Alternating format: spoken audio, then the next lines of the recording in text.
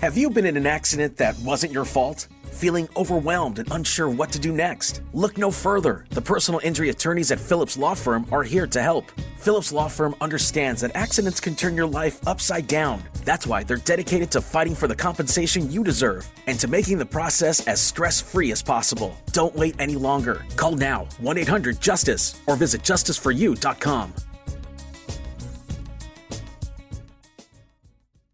Hey, this is BJ. Thanks for listening to our show's podcast. If you're a fan of all things geeky, you should check out my other podcast, BJ Shea's Geek Nation. We have new episodes every day, and you can check it out at bjgeeknation.com. Your home is going into foreclosure and you feel like a financial wreck.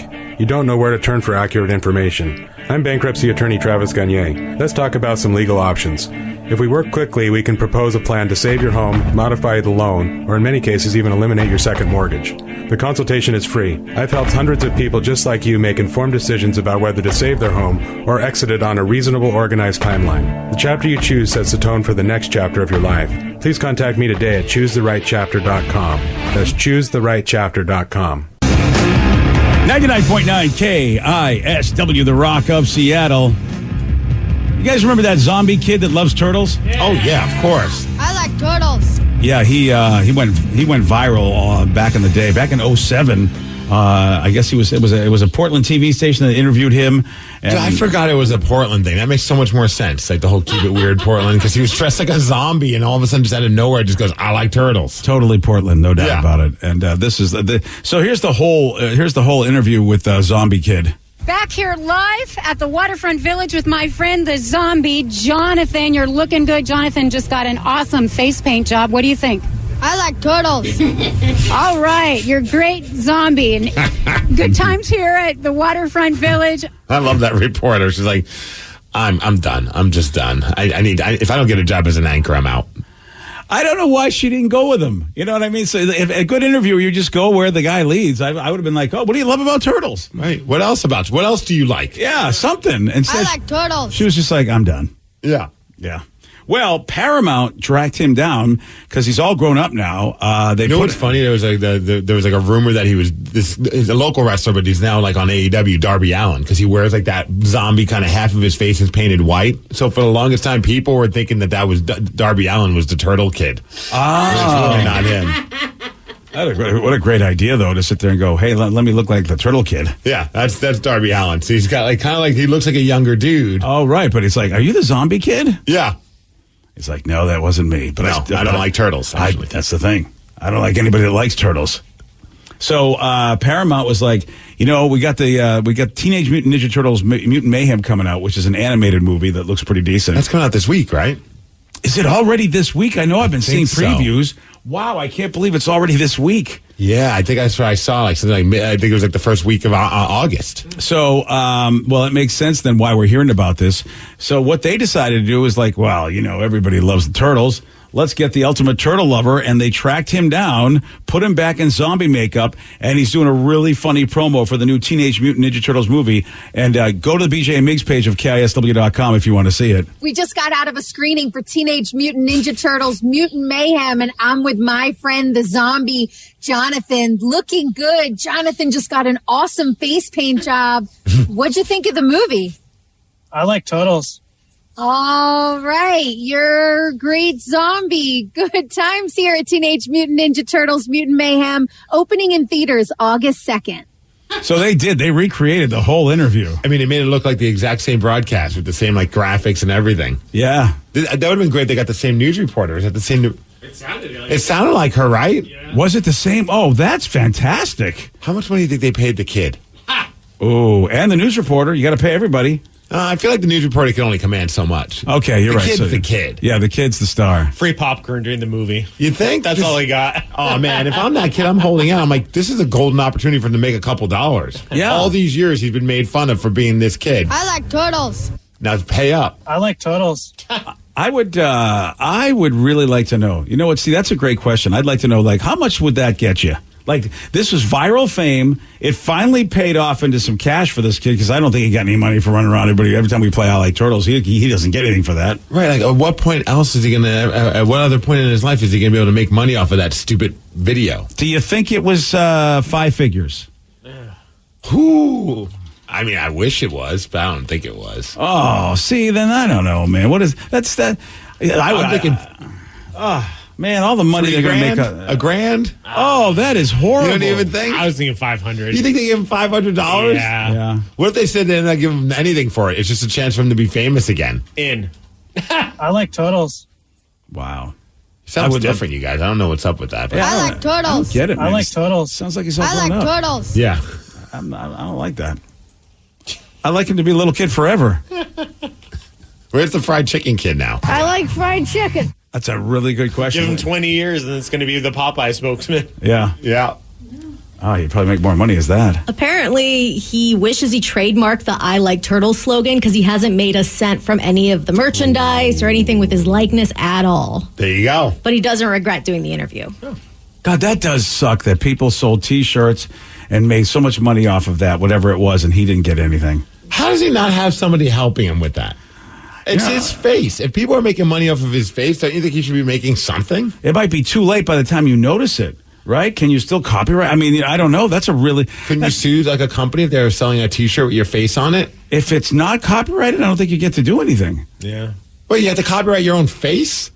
It's a good question. I don't think anyone could just print a T-shirt of your face and make money. I don't know. Granted, I'm no lawyer. Yeah, I don't even watch lawyer shows on TV, What so you I have think- no idea. You think of all those bootlegged like concert shirts that they sell outside of venues, and it has like the whole thing, and they don't get sued. Well, I mean, because it's just some random dude that printed them in his basement, so they're not. I mean, what are they going to get out of that guy? So they more often than not, they just shut it down and take the merchandise. Well, it could be the same kind of thing. Maybe I don't know Yeah. if there's any license plate. Yeah, I don't know if doing- Target ever did anything No, with it. I don't think they That's a did. good point. Yeah, it's probably some random internet shop where, you can get like jerseys and stuff for $12. I don't know any of these places. yeah, it's probably some site where it's like, okay, we're going to see you, and they're like, we're shutting down, and they opened up again with a new name. Yeah, that poor Turtles kid. Oh, he got screwed, man. Yeah, he did. So you hope that maybe then they hooked him up. That's why I was hoping 5 figures. I know. I just don't know if I don't know if they're going to give him 5 figures. I know. That's that. And Danny thinks 1,000. You think it's free. No. I was thinking maybe about 1,000. I said 500. Oh, you said 500. Yeah. And then I like Turtles. Who went to then? Hey, it should just be free for fame. Was that you, Steve? Did you undercut him even more? I said there's a good chance that he would just be like, yeah, I'll do it because it's a chance to be famous again. Steve, the reverse agent. I will get you lower than your expectations. Believe me, kid, this will be great for you. I'm not involved in any of his negotiations. I'm just saying he should get something for this. I agree, and somebody should have helped him out, but unfortunately, it didn't happen. I like Turtles kid, got nothing. Maybe if it was like a better version of the Ninja Turtles movie. That maybe it's an animated one, right? Yeah. So I don't think the budget's probably as huge as it would be if it was like live action. Yeah, so maybe that's why he only got nothing. Oh, well, Jackie Chan is in this one as well as Seth Rogen and a few other. Are they voices? Yep, they're voices. Jackie Chan is Splinter. Oh, that's fun. It seems like they actually got kids to do the Turtles voices, which I think is kind of cool. And the Rotten Tomatoes critic score is 96%. For the animated Turtles movie. Yep. Well, I'm not sure any of the live actions ever got that high. They sure did not. No. Oh, John Steen is in it. Wow, if John He's Cena's in it, Rocksteady. never mind. Who the hell's Rocksteady? Oh, he's one of the. They have two main heavies for like either the sidekicks for what's his face, the big bad guy. Why can't I remember his name? He's the Rhino. Rocksteady's a rhino? Oh, for Shredder. Yeah, Shredder. Yeah, aren't they like the two sort of like sidekicks for the Shredder? Yeah. Oh, that's awesome. Yeah. Rocksteady, I remember. I think, Joey, did you have a Rocksteady action figure? I thought somebody did. All right, well. I like Turtles. There you go. All right, so a popular rock band got drenched with water during their concert, all because their pyro set off the sprinkler system. Steve will tell you all about this. He's got the Migs report for you at 6:17 on The Rock. BJ and Migs, mornings on The Rock, 99.9 KISW. 99.9 KISW, The Rock of Seattle. Well informed on the issues of the day? Not this guy. Live from the KISW News Center in downtown Seattle, this is the Migs Report. Well, thanks, you guys, and thanks to Palace Law for giving us the Migs Report. And today is a day to enjoy dogs, especially dogs that don't really have a specific breed. It's National Mutt Day. Yeah. Oh, did somebody have some issues with dogs over the weekend? I'm me. Okay, just I didn't know if there was something new. No, it's just that I don't. You know what? You're like my wife. You expect the next. Maybe one day he'll wake up and like dogs. She's always had that. She's like, "Do you like dogs today?" No, I do not like dogs. It's not going to change. You had a half a second where you were really into Bodie. Did I really? Yeah. Wouldn't you agree? Like, I really like this dog. We're hitting it off. She's really cute. It's a he. That too. Yeah, and really, I don't remember that. But half a second is a short amount of time. It was super short. Yeah. I mean, we were talking about maybe a day or two, and then you were just off of that S again. Yeah, I think that was before he started peeing everywhere and barking everywhere. All right. Well, how about this? Would you prefer cotton candy or avocados today? Oh, wow. Two of my not favorite things. I mean, this is a rough go today. Yeah, avocados. Yeah. National Cotton Candy Day, and it's also National Avocado Day. Yeah, avocados are okay. I mean, I don't mind them in a dip, but it's like I don't reach for them. I go, I can't wait to get an avocado. It's just not my go-to. And I know avocado toast is big, and I've had it, and I'd rather have peanut butter or something else. I've never had avocado toast still. Almost had it at like one of the hotels we were at. I think it was when we were in California, and then I looked at the price at the hotel to get just avocado toast, and I'm like, I'm not spending this kind of money for a piece of toast and avocado smeared on it. Yeah, I mean, if you like avocado and you like toast, it's okay, but I like other things on my toast. Yeah. So, yeah, no, so far you're not hitting me with this stuff today. All right, how about raspberry cake? I didn't even know this was a thing, but today is National Raspberry Cake Day. I'm not sure if raspberry cake. I'm in for it. I love raspberries. Yeah. I like turtles. And I like raspberries. Right. Oh, there it is. Oh, I don't think I've ever had a full-blown raspberry cake like that, where it's really like all like pink color on the inside. So it's probably totally raspberry flavored. I'm on a massive raspberry kick. Raspberries, blackberries. There's a place near us called Storino Farms. It's, farm. And okay. So far I'm following. I'm tracking. Thanks for explaining it to me, because I was lost. I wasn't sure, Storino Farms, what does that got to do with raspberries? Dude, they're blackberries and raspberries. It's like crack, man. They're so delicious and so, they're just juicy, tasty. And I haven't had them yet, but I guess there's a thing called golden raspberries. Have you ever had a golden raspberry? Yep. Are they good? They're delicious. They taste just like raspberries. Are you sure that's not a euphemism? Positive. It could be, but it's also a food, BJ. Okay. They're like an orangey kind of colored raspberry. Yeah, super good. Oh, really? Yeah. I'm not sure I had one of those. Well, I mean, if you like raspberries, they taste like raspberries. All right. Yeah. So what's the difference with the golden? Just the color? Yeah. Well, why do I care then? I've had raspberries But they before. didn't say they were a golden raspberry. They just said that they're a goldberry, I think. Goldberry. I don't know. Maybe they said golden I don't know what goldberries are. I've never even heard of that. This sounded a lot fancier than the regular raspberry, so I didn't get them. So are they a raspberry or are they their own berry? I'll have to find out. I'm going to have to go back to the farm because we're all out of our blackberries. All right, fair enough. Well, it's raspberry day anyway. What are you eating blackberries for? Because they're the dominant one of the. They're the dominant. They're the best of all the berries. I will crush you, blackberry. Really? Better than blueberry? Oh, dude. If we're going to go there. Wow. Blackberry, raspberry, distant third, blueberry. And there's a very good chance that the golden raspberry is going to jump ahead of that. Hold on a second, okay, buddy? All right. Because there's hypocrisy happening, and I'm going to point it out. You ready? What is it? What's your favorite muffin? It's a blueberry muffin. That's it. I've had it. Find me a blackberry muffin. Find me a blackberry muffin. I'll eat it. Yeah, but I think still... I've never seen or heard of a blackberry muffin. Well, if they're so good, what about a goldberry muffin? You see, blueberry's the standard. Maybe certain berries just don't work good in muffins. I feel like if you want something sweet, why they put goddamn chocolate chips in muffins? You can't get sweeter than that. So put your berry where your mouth is. All right. You know what? Today or whenever I go back to Storino Farms, I'll be like, yo. Has anybody ever asked you for blackberries to use for a muffin? Somebody must have made blackberry muffins somewhere in a fancy shop here, right? Blackberry and raspberry muffins, they gotta be. Find it for me. I'll eat it. Yeah? Okay then. Well, here we go. I don't think it'll be all that good. How dare you? What do you mean? How dare you? You don't give blackberry a chance to make its own way in muffins. Well, I freaking love watermelon. I don't want to see it being put in a muffin. Not everything's good in a muffin. There's a ton of recipes for blackberry muffins, but I can't find anyone that sells them. I think we've just had our line of the day. Yeah. Not everything's good in a muffin. Yeah. Today I'm going to go home. My wife's like, what are you making? I'm making blackberry muffins You just should. to see. Yeah. I'm going to make watermelon muffins. I'll show you. All right, I can't wait to try them. All right, let's talk about Disturbed. You know that band, right? Oh, I do. Yes, that's that band. It sounded like BJ was having a stroke, but I get what you were trying to do. Thank you, buddy. Well, they were doing a concert, and apparently, if you've ever been to a Disturbed show, there's a lot of pyro. There's fire going left and right everywhere on the stage. It's pretty impressive, especially if you're a fan of that kind of that crazy pyro. They definitely deliver. Well, apparently, there must have been some kind of an issue with the building that they were performing or wherever they were performing in Houston where all this pyro was going on. I don't know if they let the building know that they have a lot of pyro because it set off the sprinkler system. Oh, nice. So apparently there's 3 massive pipes above them. Oh man, Vicky showed me the footage of their most recent concert. They've got layers and of different levels of flames going on. Well, it set off the sprinklers and it doused the band, which was pretty awesome. The band kept playing. The fans, I think, thought that was part of the show. I would have too, because they're just still playing. But then at the end of it, they did kind of reference it and joke a little bit about it. Here's how it sounded.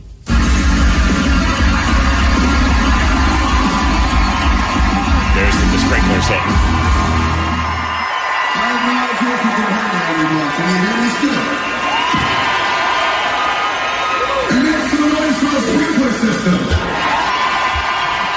It looks like a downpour on them. Yeah, that's insane. And with all that electrical equipment and stuff, I'm like, I don't want to perform with water all over the place. Oh, the pictures though are awesome. Vicky found a couple of pictures on David Draymond's Facebook page where it's just it looks like it's just raining down on them.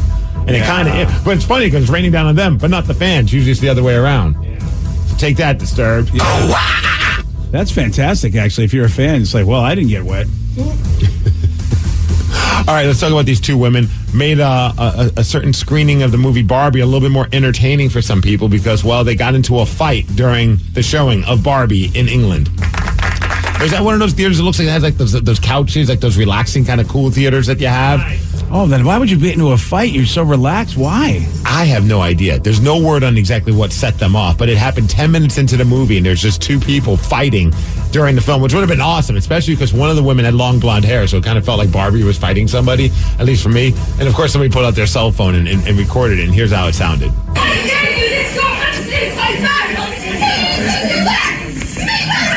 Oh! Just hold up her leg!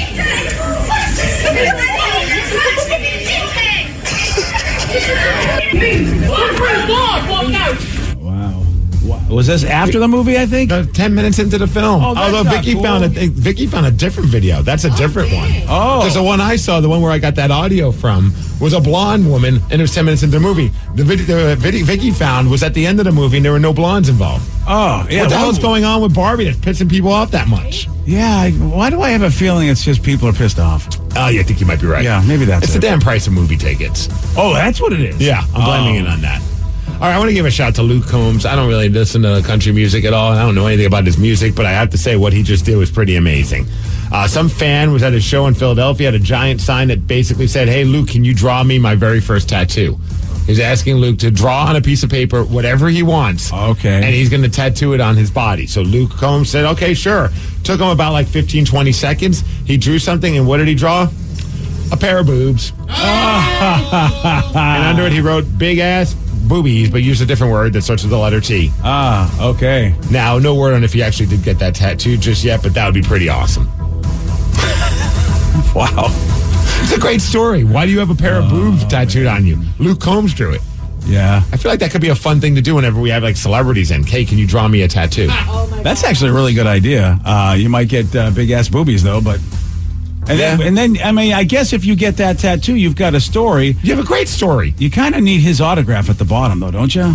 That you can also add to the tattoo. You have the picture, so just make sure you keep that as a favorite on your phone so you can quickly find it to prove that it's Luke Combs that did it for you.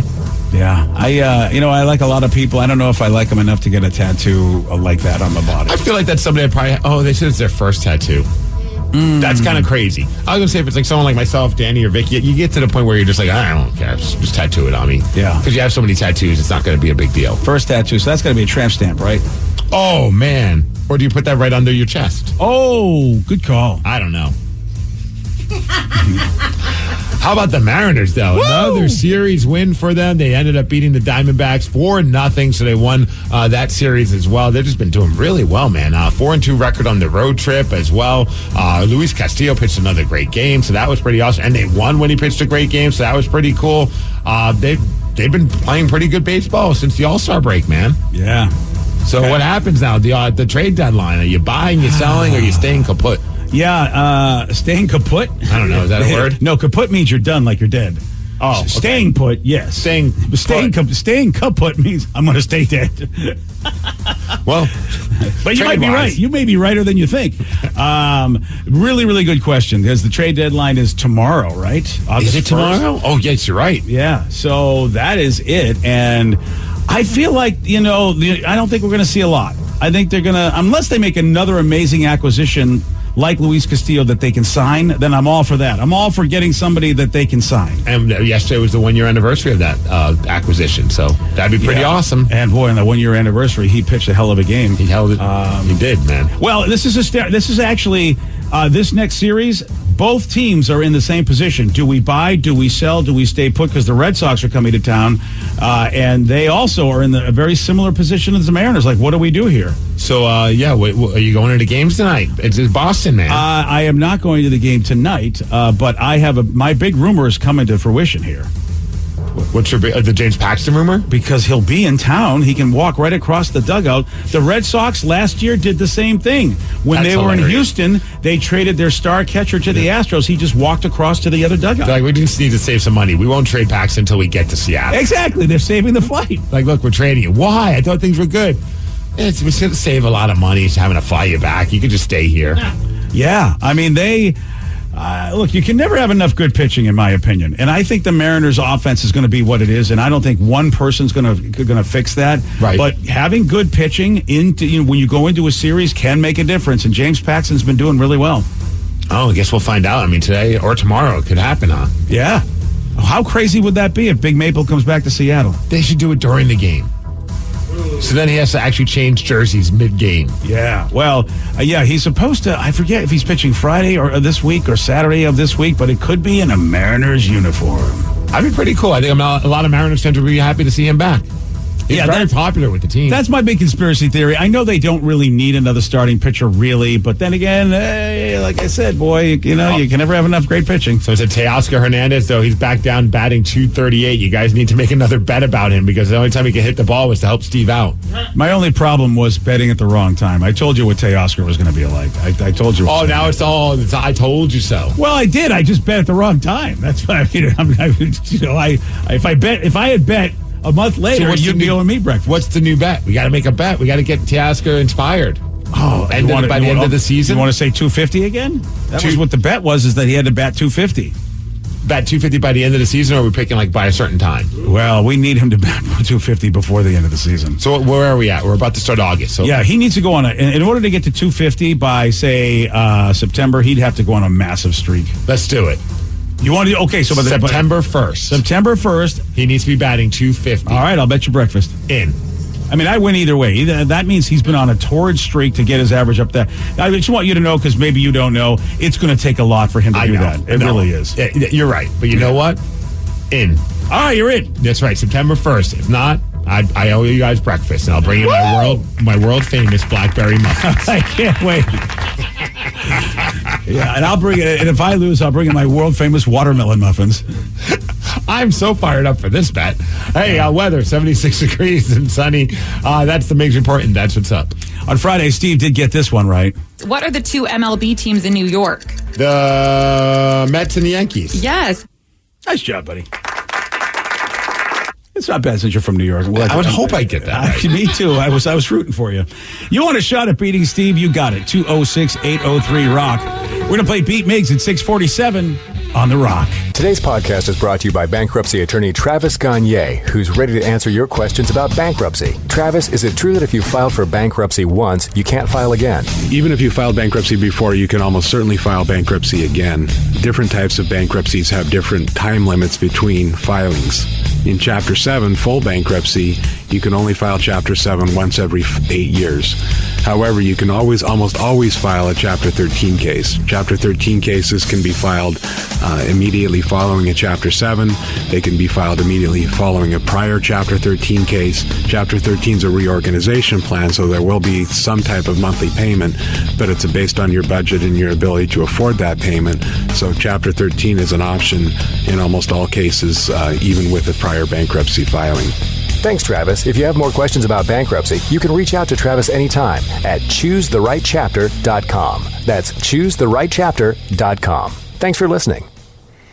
Have you or a loved one been injured in an accident? Are you struggling to recover fair compensation? Look no further. At Phillips Law Firm, the experienced personal injury attorneys will fight for your rights and get you the justice and compensation you deserve. They handle a wide range of cases, including car accidents, slip and falls, medical malpractice, and workplace injuries. Justice is a phone call away, so don't wait. Call today for a free case review. Call 1-800-JUSTICE or visit justiceforyou.com.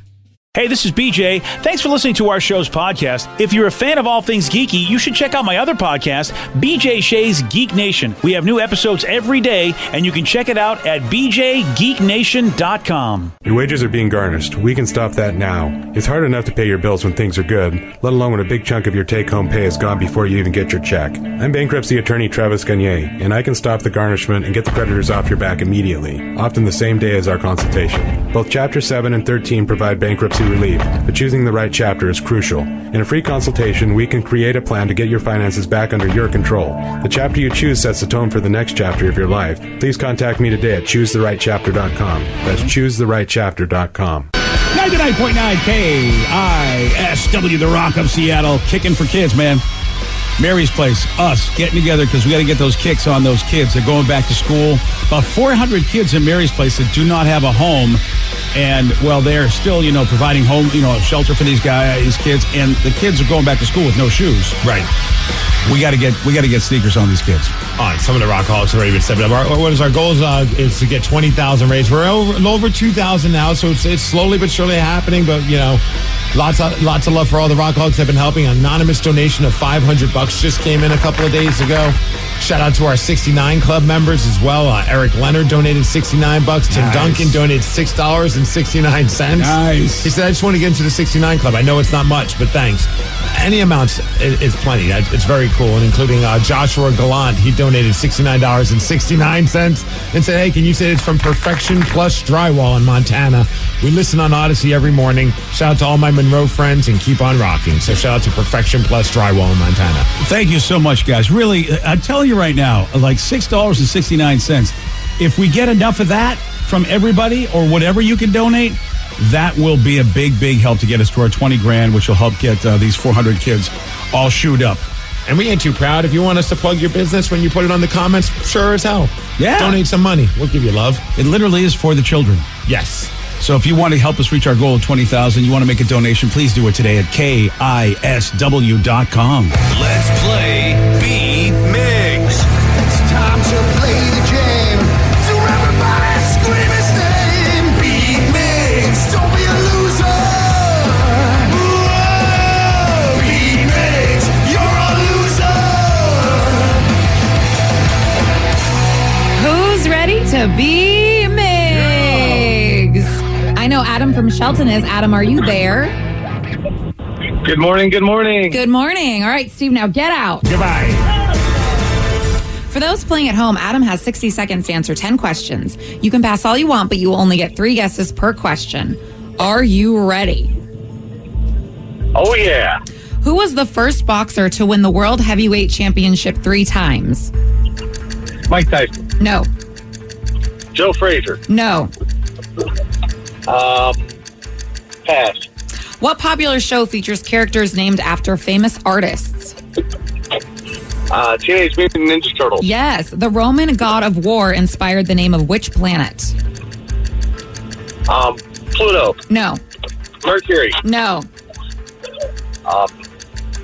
Saturn. No. Oh. The television network PBS stands for what? Public Broadcast System. No. Public Broadcasting Solution. No. Pass. Reese's peanut butter cups were first introduced to the U.S. market in what decade? 40s, 50s, 60s. No. Greenland was a colony of which European country until 1981?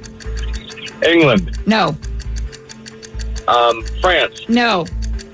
Spain. No. How many films did Sean Connery play James Bond in? 4. No. Adam, you got 1 correct. Oh, you were so close with the PBS, too. So close. You changed the B word. If you didn't change the B word, you would have been right. No. Bro, isn't it broadcasting? Yes. Well, if he had changed it the first time. Oh, got it. Yeah, That's what messed him up. Is he didn't. You know, hey, there's still a shot, okay? Is there? I mean, barely, but yes. Yeah, I wouldn't be placing any bets on this one. Yeah, I wouldn't either. Yeah. Steve, are you ready? Oh, yeah! Who was the first boxer to win the World Heavyweight Championship 3 times? Muhammad Ali. Yes. Nice. What popular show features characters named after famous artists? Teenage Mutant Ninja Turtles. Yes. The Roman god of war inspired the name of which planet? Venus. No. Jupiter. No. Saturn. No. Oh. The television network PBS stands for what? Public Broadcasting System. No. PBS. Public Broadcasting Sons. No. Son of a pass. Reese's peanut butter cups were first introduced to the U.S. market in what decade? 50s. No. 60s. No. 70s. No. Damn it. Greenland was a colony of which European country until 1981? Iceland. No. Europe. No. Pass. How many films did Sean Connery play James Bond in? 5. No. 6. No. 9. No. What is the square root of 81? 9. Yes. Nice. That might have been the difference maker. No, you get 3 correct, which is a big win, 3-1. Oh, woo! Wow, what a dominant performance, Steve. Nice work. You did amazing. Nice work. I noticed he's not on the line. He left. Oh. He gave up? He knew. Maybe these were harder than I thought, though. They actually were. Well, that PBS one is ticking me off. I thought I knew it. He was very close. Steve was very close. Public Broadcasting Service. Service. It's never been system? I don't think so. I've always assumed it was system. I thought it was too, but okay. Does anyone know the Roman god of war inspired the name of which planet? Get your ass to Mars. Yes. Yeah. I thought that would be just a dumb, wasted guess like Uranus. My anus is never a dumb wasted guess. What? Fair. Greenland was a colony of which European country until 1981? Is it the Netherlands, Scandinavia? Denmark. Okay. I would have never known that either. Yeah, well, I think I was in the right neighborhood. And then how many films did Sean Connery play James Bond in? Well, I would have gone 6, 7, 8. 7. Yeah. 7. Yeah, well, Yeah, he was in a lot more than a lot of people think. That's impressive. And he came back. Like, usually when a guy retires from James Bond, they're done. But they had this guy, I think George Lazenby came in, and they didn't like him so much. So I think I don't know if he came back after that, but he came back. Like, he was like, I'm out. I knew Bond is here. And then I think he did come back for one last movie. It might have been Diamonds or Forever, if I think it was. It was I don't think any of the Bond has done that, where they left and came back. Yeah. And Lazenby was the second actor to play James Bond, huh? Yeah. Never heard of this guy. Yeah, I think he had one. I think he just had one movie, didn't he? I think he just did one. Yeah, I'm not positive. Yeah, it was like the Bond that nobody wants. I think you might be right. Yeah. That's so sad. I mean, look, you got to be an old person to know that, or a super, super Bond fan to know about George Lazenby. But it was kind of like, whenever you think about things in life, imagine you had to be the one to replace Sean Connery, and he was the guy. How about he was supposed to play in the next one? Like, he agreed to do The Man with the Golden Gun, but then he said he no longer wished to play another Bond because the producers made him feel like I was mindless. Oh, wow. And the Man with the Golden Gun was Roger Moore. Was it? Oh. Yeah. I wonder if it would have been that successful. And probably. I mean, the Bond series was popular. Yeah. So and Roger Moore was a good. I mean, some people don't like Roger Moore's Bond that well. They thought it was, I don't know, it just wasn't manly enough or whatever. But I mean, I thought Roger Moore was my Bond.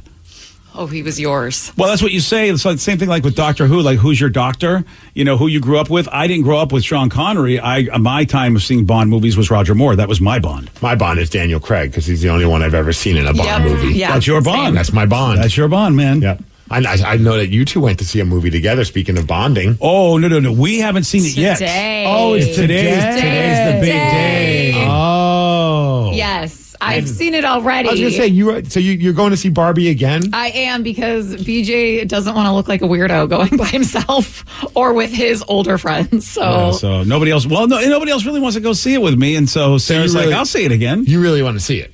I've been hearing so many good things about it. People are fighting. It's that good. Yeah, people are punching each other out. But Sarah's like says, you got to dress up though, Dad. So everybody I know has been. So I have to go wear pink and stuff. And do you have some stuff? I do have a pink shirt. Yes. Okay, good. So I have pink spandex. I was trying to convince him to just wear. Yeah, I feel that nobody wants to see that. I'd have to burn them after, but and I could borrow my buddy's pink singlet if you want to wear that. Oh, wow, that's probably something I don't want to do either. But thanks. No, probably not. Yeah. Yeah, I'm really hoping the Barbie box is still up because they have Barbie boxes outside of every theater, I think. So I can put BJ in a little Barbie box so he can pose like Barbie. That's crazy. Because I saw one of my friends posted on her Instagram, like the Barbie box is in her store. And it's not even like it's not even like a theater. It's like a plant store. Oh, that's cool. I guess really if you like Barbie, I gotta find it. Yeah, because I was just like, what the hell? Like, how did that even end up in the store? Yeah, well, and I have one friend too who just had a birthday party Barbie themed, and they made their own box, which is a really fun little like photo shoot. You know. Yeah, it's in a Cactus and Company in Camino Island. My friend Lindsay posted this, and it's the Barbie box is right there in the store.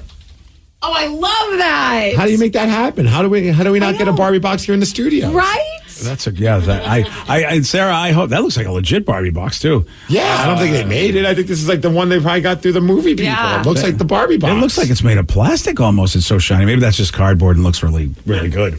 We'll see, Sarah. We'll see. This is a little theater. I can't remember because I was just there with seeing Mission Impossible at Joey D's. I don't remember seeing a Barbie box. Do you, Joey? Yeah, he doesn't remember either.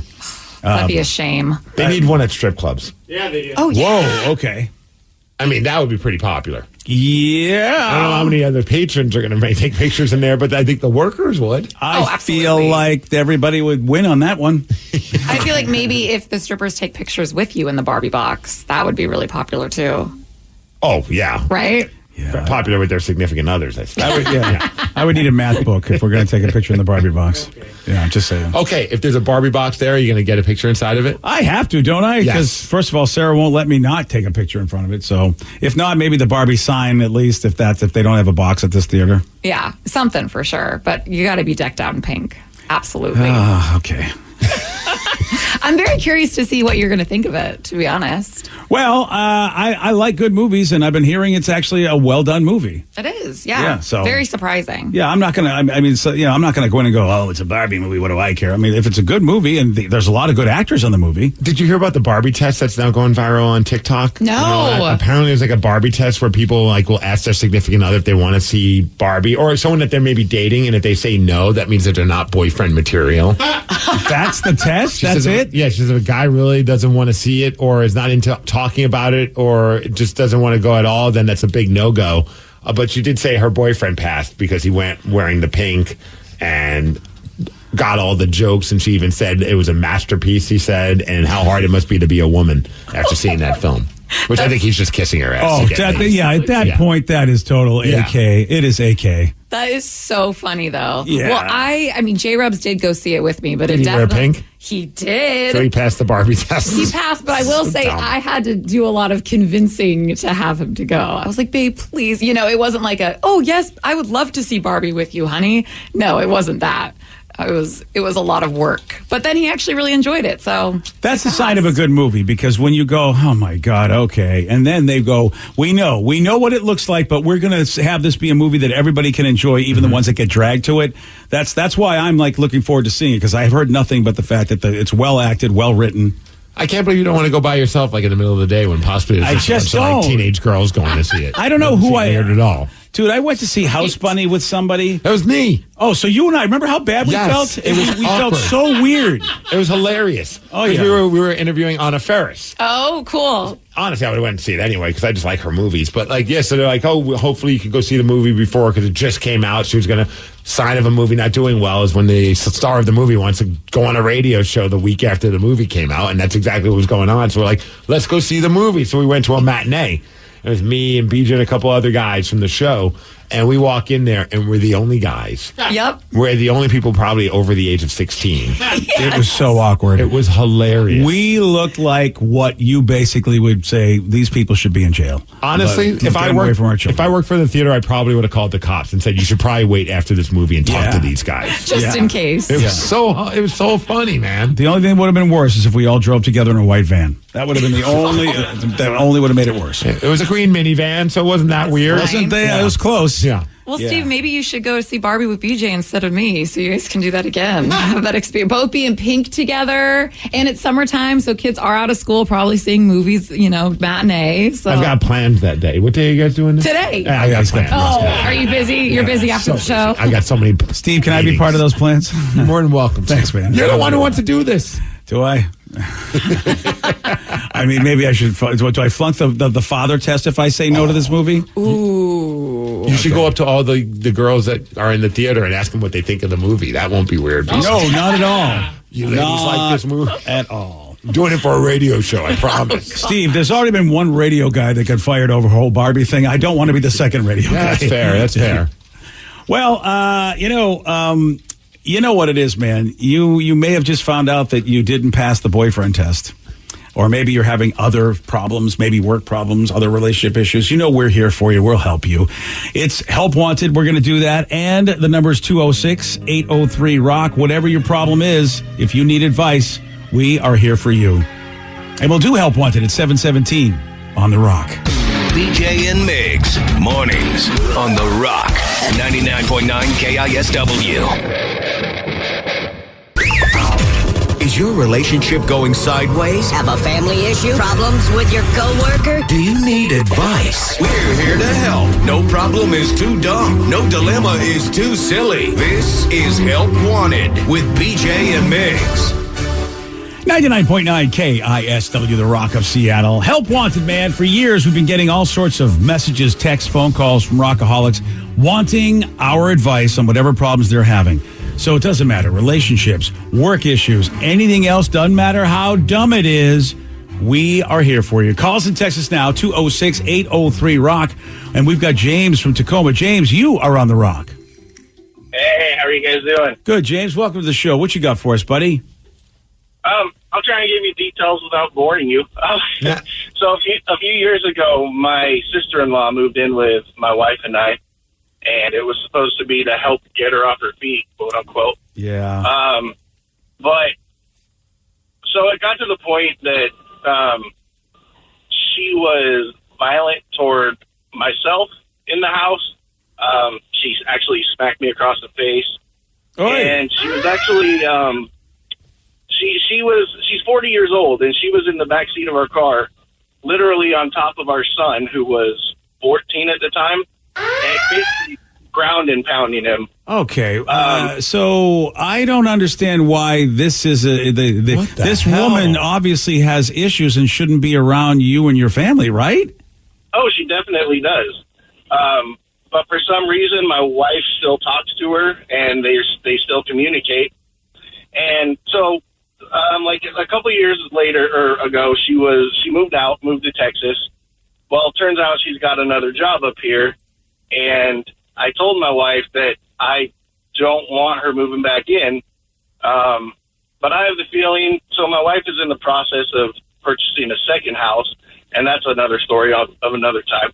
But sounds like she's going to let her stay there, and I don't think it's going to be ready in time. So I have the feeling that my wife is not going to care what I said and ask if she can stay with us until she gets the house ready. Can I ask a don't know how I'm question? going to handle that. Yeah. How does your wife feel about her sister beating up on your kid? I mean, you'd think like right there that would be the deal breaker. Like, no, I don't want you anywhere near my family because you're. I mean, not to say that slapping you is a good thing either, but I mean, the idea of someone beating up on your own child, I would think your wife would just be like, there's no way in hell she's going to stay with us ever again.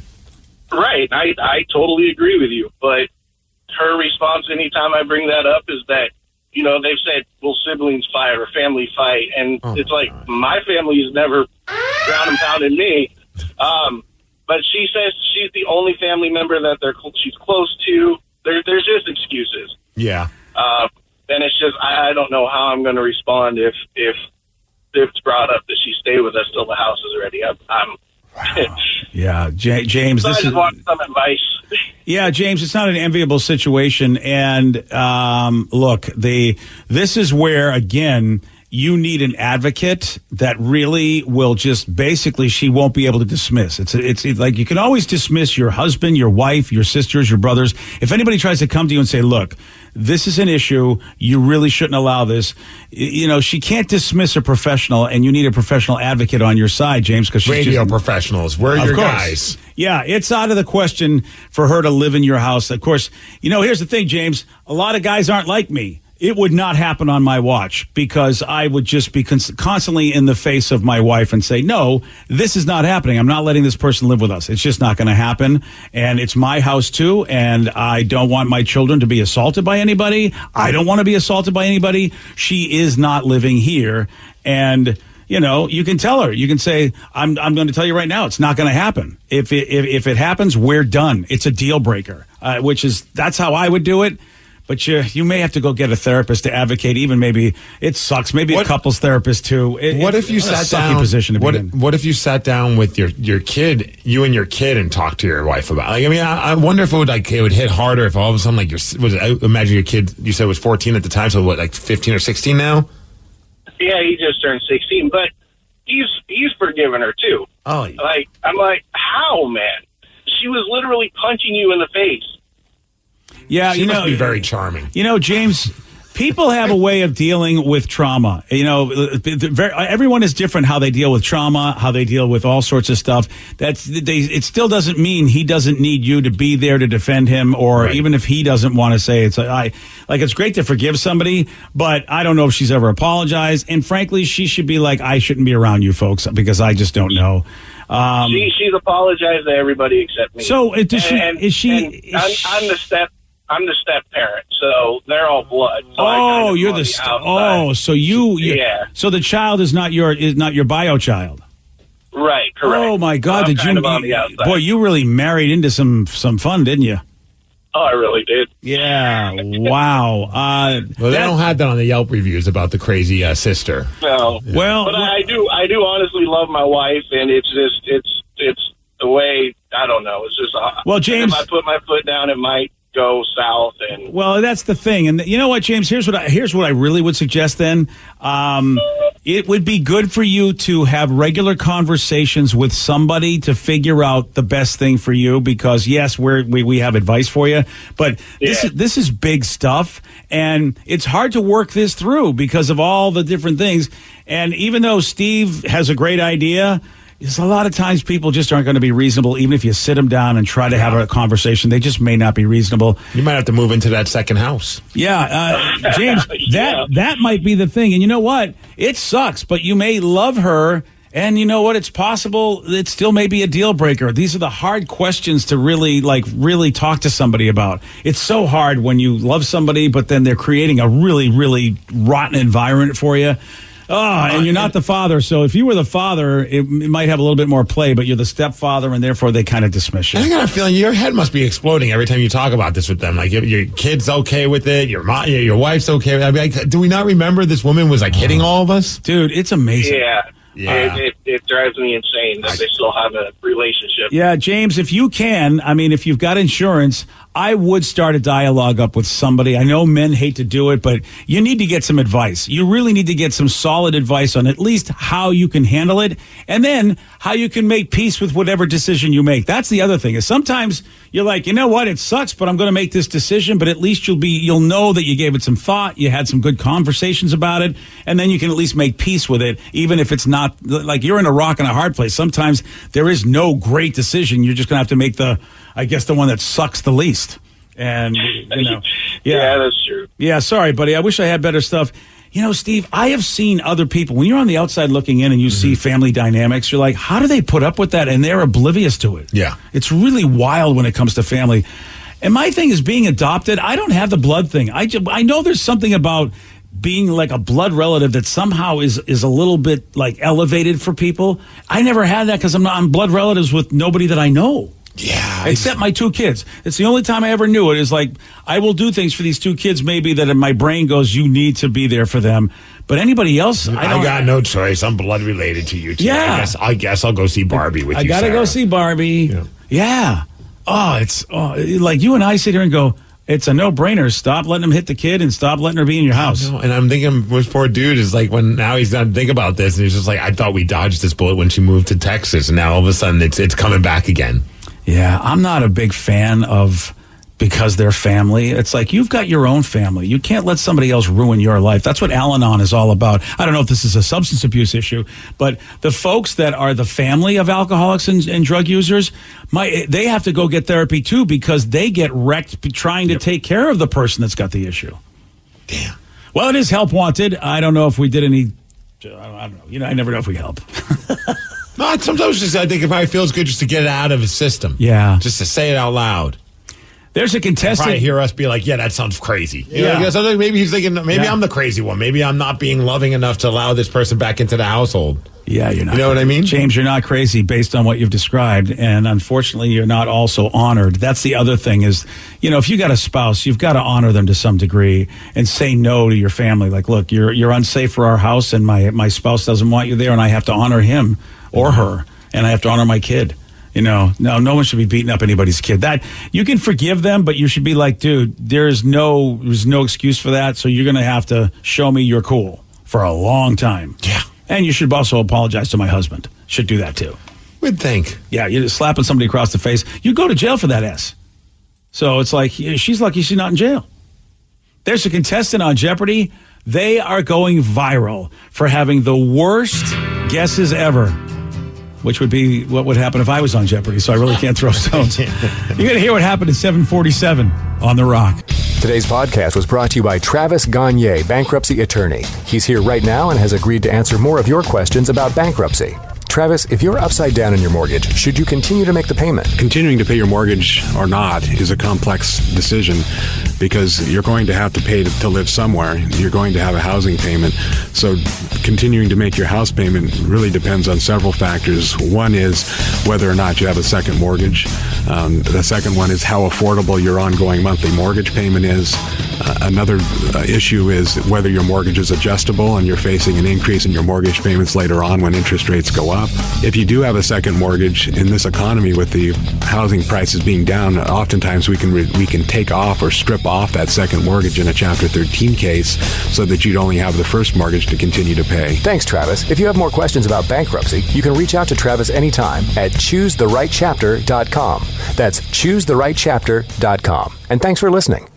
Have you or a loved one been injured in an accident? Are you struggling to recover fair compensation? Look no further. At Phillips Law Firm, the experienced personal injury attorneys will fight for your rights and get you the justice and compensation you deserve. They handle a wide range of cases, including car accidents, slip and falls, medical malpractice, and workplace injuries. Justice is a phone call away, so don't wait. Call today for a free case review. Call 1-800-JUSTICE or visit justiceforyou.com.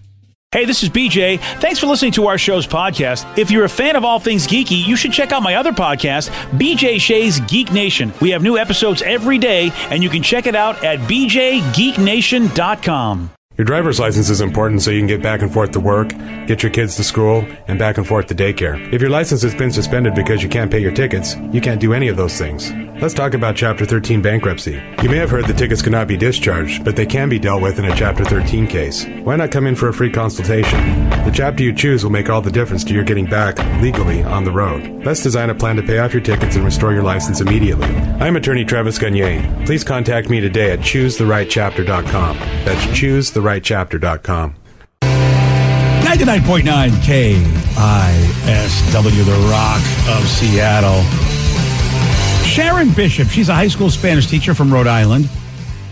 And according to the internet, she gave 2 all-time bad responses on Friday's episode of Jeopardy before almost winning the game.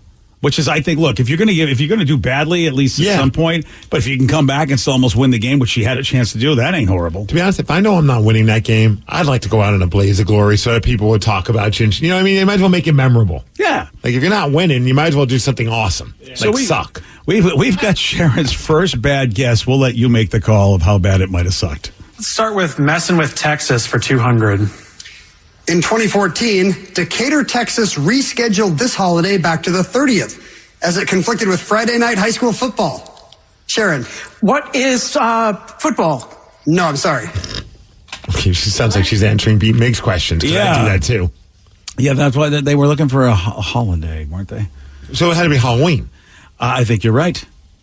I think, look at you, Mr. Jeopardy. Dominate on Jeopardy. You're so smart. And later on, she had a tough time with this question, and Ken Jennings did some goofing on her for that. Sharon? Real fast 400. Sifan Hassan holds the women's world record in this track event. 4 minutes, 12.33 seconds. Sharon? What is the 50-yard dash? No, I'm sorry.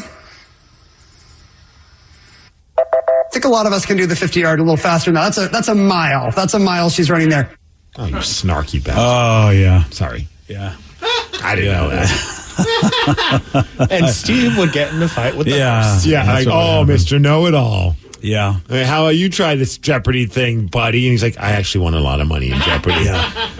Still. Otherwise, Sharon did, but she did do well. She went into Final Jeopardy up $17,000, but she ultimately lost and finished in second, but still, it's better than I would have done. I wonder if there's ever been anyone on Jeopardy. I don't watch it enough to know, but I wonder if has there ever been anyone that's just not done anything well? Like they just never got a question right, or maybe never even hit the button to get in. Right? So you have to hit the button to guess? Yeah, I've seen people just not answer. Like somebody always Right. beats them to the punch and they don't have any money. But I haven't seen anybody like Sharon where they've just like every time they've hit the button, they have just blown it. I would love to be the person that never hits the button.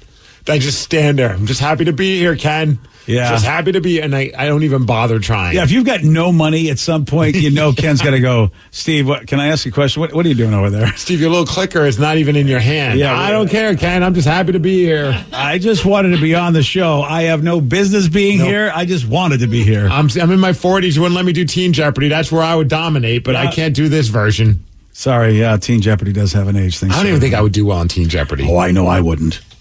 I mean, if I wouldn't do it, are you smarter than a fifth grader? I mean, I can't beat that game. No, because that's when they actually do like kind of focus on like stuff that you should know from school. Yeah, and we don't. Those days are long gone. Oh, yeah. Long gone. Well, Sharon, congratulations for now being famous. Now I really want to find that out. If there's any Jeopardy historians that know, like, whether or not somebody just went through the entire show and never guessed once. Yeah. Is that even doable? Or do they force you to answer a question? Yeah, they have a whip behind stage, Steve. And if you haven't pressed the button enough, all of a sudden you just hear this whoosh. That'd be the greatest troll job. Like if during commercials they're like, John, what the hell are you doing, man? You haven't even hit your button. Yeah, it would be great if they had like boxing coaches, like Mickey. Come on, man, what are you doing? Come on, Rock, answer the question. Yeah, I'm not sure, Steve, if they actually have to force people to answer questions. That would be an interesting game. You could always just say, like, I'm just nervous. I can't think of anything. Because I bet that happens. Some people probably do get, like, stage fright. Oh, yeah. I would. Yes. Oh, I would. The pressure's on? Oh, and then you just, exactly. Because some people just massively freeze when the camera is on. They have no idea that that's the case of their life until they're actually in that situation. Yep. You know the stuff, but your brain goes, we're done. Granted, it's on a smaller level, but, like, there's been times when people have said that when they play Beat Migs and they call in and I typically beat you. I crush you all the time. But then when I got on the phone, I just froze. Yeah. I'm like, that's right. That's my advantage. If only somebody was there forcing them to answer the questions. Come on, John, answer the question already. Just maybe taking one of those gloves and just smacking them in the face with like a dueling glove. You know you can do this. Quit being a wuss, John. Come on. Just try. Yeah, do it. Just do it. So we were talking earlier, Joe and I went to the movies. Yes, you guys saw the Mission Impossible. Yeah, I'm on a movie kick. I'm going to try to get all the Barbenheimer. I'm doing half a Barbenheimer today. I'm going to see if I can get Oppenheimer in. I don't know why. I just feel like, I don't know. It's great to be back at the movies again. And so, we saw Mission Impossible last Friday. So what'd you think? Oh, man, is that a good movie.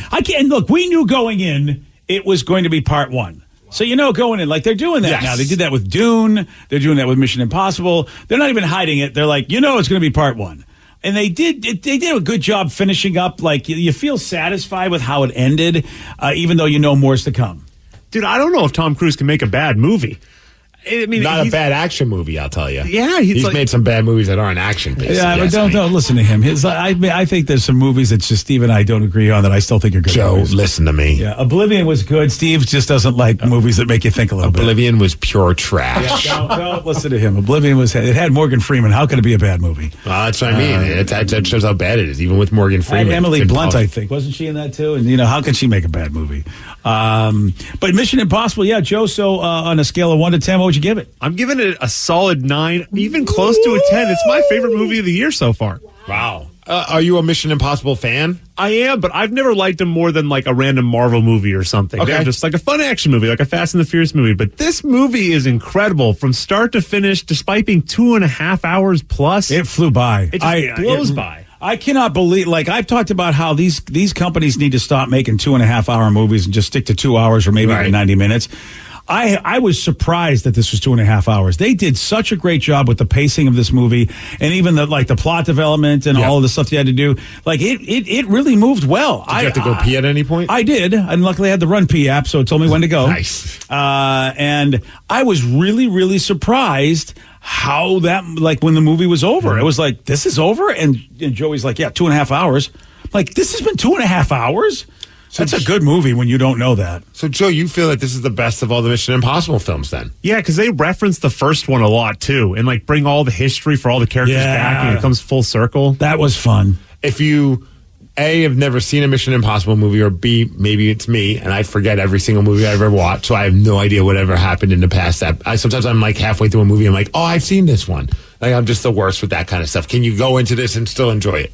Oh, most definitely. You might be slightly confused, but they still explain everything. So Joe, I'm always confused. It doesn't matter to me with that. I got a pro tip for you. What's that? And listen, anytime you want to know anything, YouTube is there for you. Somebody put together a 15-minute summary of all of the Mission Impossible movies. Did you watch it? Of course I do. I love to go to a movie because I couldn't. Steve, it's 1996 was the first Mission Impossible. You're going to forget stuff. Dude, that is that kind of not stressing me out, but I'm like, man, when the time comes for me to watch this movie, I'm like, I don't know if I'm ready to watch it. It's been so long and I forget so much. Yeah. I don't know if I'm going to enjoy this film. Well, I love that that's out there. And it's been so long. I was watching this TV show called The Silo, and the star of this movie, I go, why do I know who this woman is? It turns out she was in a Mission Impossible movie, I think the last one, but it's been so long since the last one.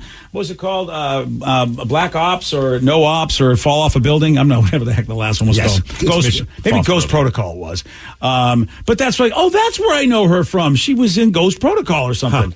But that's how long it's been. But this 15-minute little whatever that was on YouTube, so good. How are the fight scenes? Does he kick some serious ass? Oh, man, dude. The fight scenes are just so insane. Oh, good. Yeah. Well, that's the craziest part. You would think as he gets older, he would do less fight scenes, but they just do more in this movie. Oh, yeah, man. And, he's got, there's trains involved. He fights a train? He has to fight a train. It's unbelievable.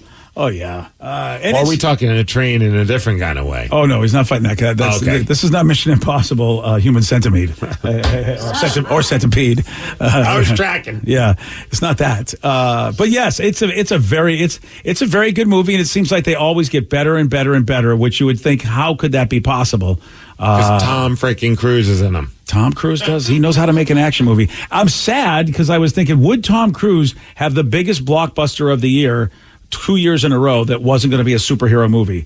But I think Barbie's going to kick Mission Impossible's ass in the money. Where are we at in total so far for Mission Impossible compared to Barbie? Barbie made another 90-something million this week. So really? it's the best second week for a movie I think that's ever happened. So Barbie's way up there. I think, what did Barbie make, $150 million the first week? Okay, so Mission Impossible hasn't done anything. I don't think it's done that. Okay.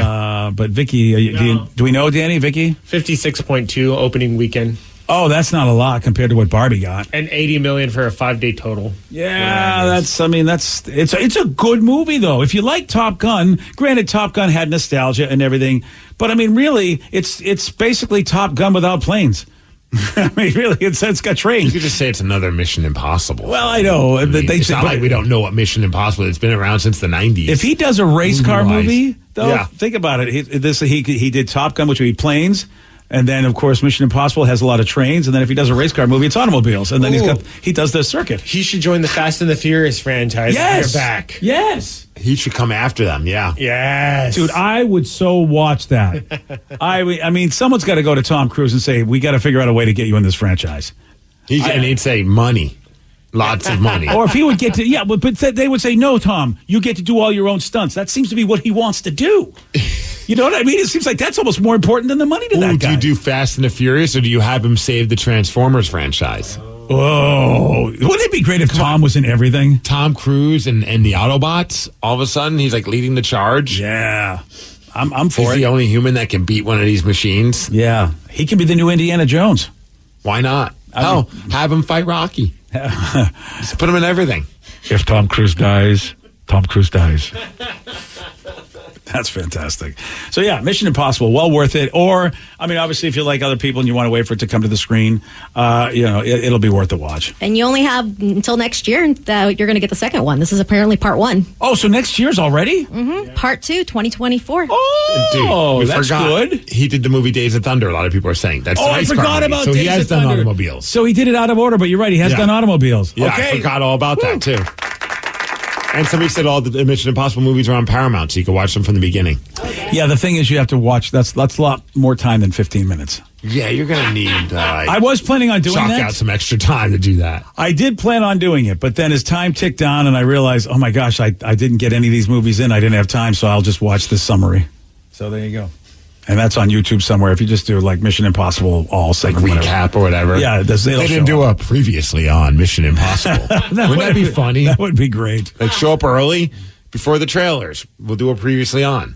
I wish they would do that on like you're right. That would be so great. I think that'd be pretty awesome, especially in the Marvel movies. Yes, because I have no idea where the hell I left off, and now so I'm never going to watch another new Marvel movie because I just don't know where I was. I mean, we sit through all those trailers. We would be glad to sit through it previously in a heartbeat. Yeah. Sometimes I watch I'll binge a show, and I'll still watch the previously on Bob Hart's Abishola, and I'm like, I literally just watched that episode for the last 30 minutes, and I'll still watch the previously on just in case if I miss something. Yeah, that's not a bad idea. I mean, you know what? Every once in a while. Yeah, well, they'll take it. They won't make it. They don't give me any money. No, they won't give you any waste money of my for that. efforts. Sorry, and I can't sue them for that. I think you should anyway. It's a concept that's been around forever. Yeah, you really should though. Just for principle. There's a great chat online about the things that people say that they are too old to tolerate anymore. Oh, this will be perfect for me. What topped the list? I'll tell you at 8:17 on The Rock. BJ and Migs, mornings on The Rock, 99.9 KISW. 99.9 KISW, The Rock of Seattle. There's this great chat online. People are talking about things that they are just getting too old to deal with. Yep. For me, it's lists, man. I'm just. Oh, you done with kidding. lists? Yeah. I'm not going to blame you. Look, I feel like you're still spry enough, Steve, that maybe you're not complaining about things like I am. But I do have things like I just started saying that, like, I'm just getting too old for this. There's a couple of things because I have some friends that are like in their 20s and 30s, and they'll like tell me some stuff. I'm like, I'm just too old to deal with this crap. Like stupid drama that like feel like it should have ended when you left high school, or college even. Like it's like relationship drama or like creating these little scenarios. I'm like, guys, what are we doing? Like this is not worth it. The only thing I could think of offhand, like when you first said that, was concerts on a weeknight.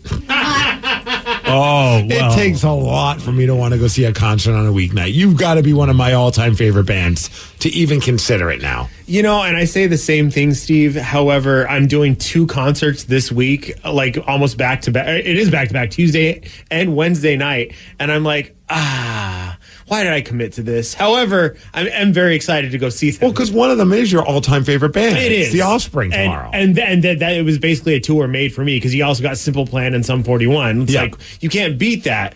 But then it was just like, Are they going to do that Perfect song that BJ loves so much? I am positive they're going to do the Perfect song. Are you taking Joe? I am taking Joe. Okay, let me know if Joe cries. I'm going to watch him. I'm going to film If he starts crying, if he that we can't talk about on the air, but if he starts crying, we should talk about that on the air. We should. And please film it. Yes, I will. Well, they did on this list. They did talk about concerts, not so much the fact that they're during the week, but I agree with both of you. But that in fact, it's got tougher and tougher. You can't rebound like you used to. You can't stay up all night and then rebound and somehow function at work the next day. I could do that in my 20s and 30s, but I can't do that now. There are times where I'm like, I wonder if we could just take the next day. Like the Glorious Sons are coming in October, and it's a weeknight, and I'm like, at least it's on a Thursday, so I could power through a Friday. But I think about KISS. I think the KISS concert's on Monday night. And my buddy Craig and I are going. Because, again, that's a band that I absolutely will see no matter what. But I'm like, man, Monday night, you're just effing us royally. Because that's the rest. Now I got the whole week to have to deal with. Yeah, we might have to talk about that. See if we can get the next day off. Okay, yeah. Because that's a lot. I mean, it really is. It's a lot. And by the way, that is your favorite band. KISS. And and the Glorious Sons, I like that band. I have yet to see them live, but Steve, like you said, it's Thursday night. It's like, no. And I think that one's like the day after my birthday, so I'm like, I gotta go to that. Yeah, I don't blame you. I mean, I would like to see the Sons, but not on a Thursday. No. Yeah, I just don't. I'm just like, it's just not worth it. But people are saying that their thing about concerts that they're just too old to deal with is concerts without assigned seating. Oh, that's funny. See, I'm the opposite of that. I contend that I do not want to have a seat. I want, even if it's lawn, I want general admission so I could choose my spot. I'm okay. Yeah, I'm on both ends. There are many times, though, for certain concerts where I'm like, oh, we're in the 100 level. We know we definitely have seats. Like, I'm kind of okay with that. But then there's certain concerts where you do, like, I like to just kind of post up right by the soundboard and just kind of enjoy the show. Yeah. So I still haven't gotten to the point where I'm too old for standing, thankfully. The one that made the top of the That's list. bad. When I'm just too old to stand, boys.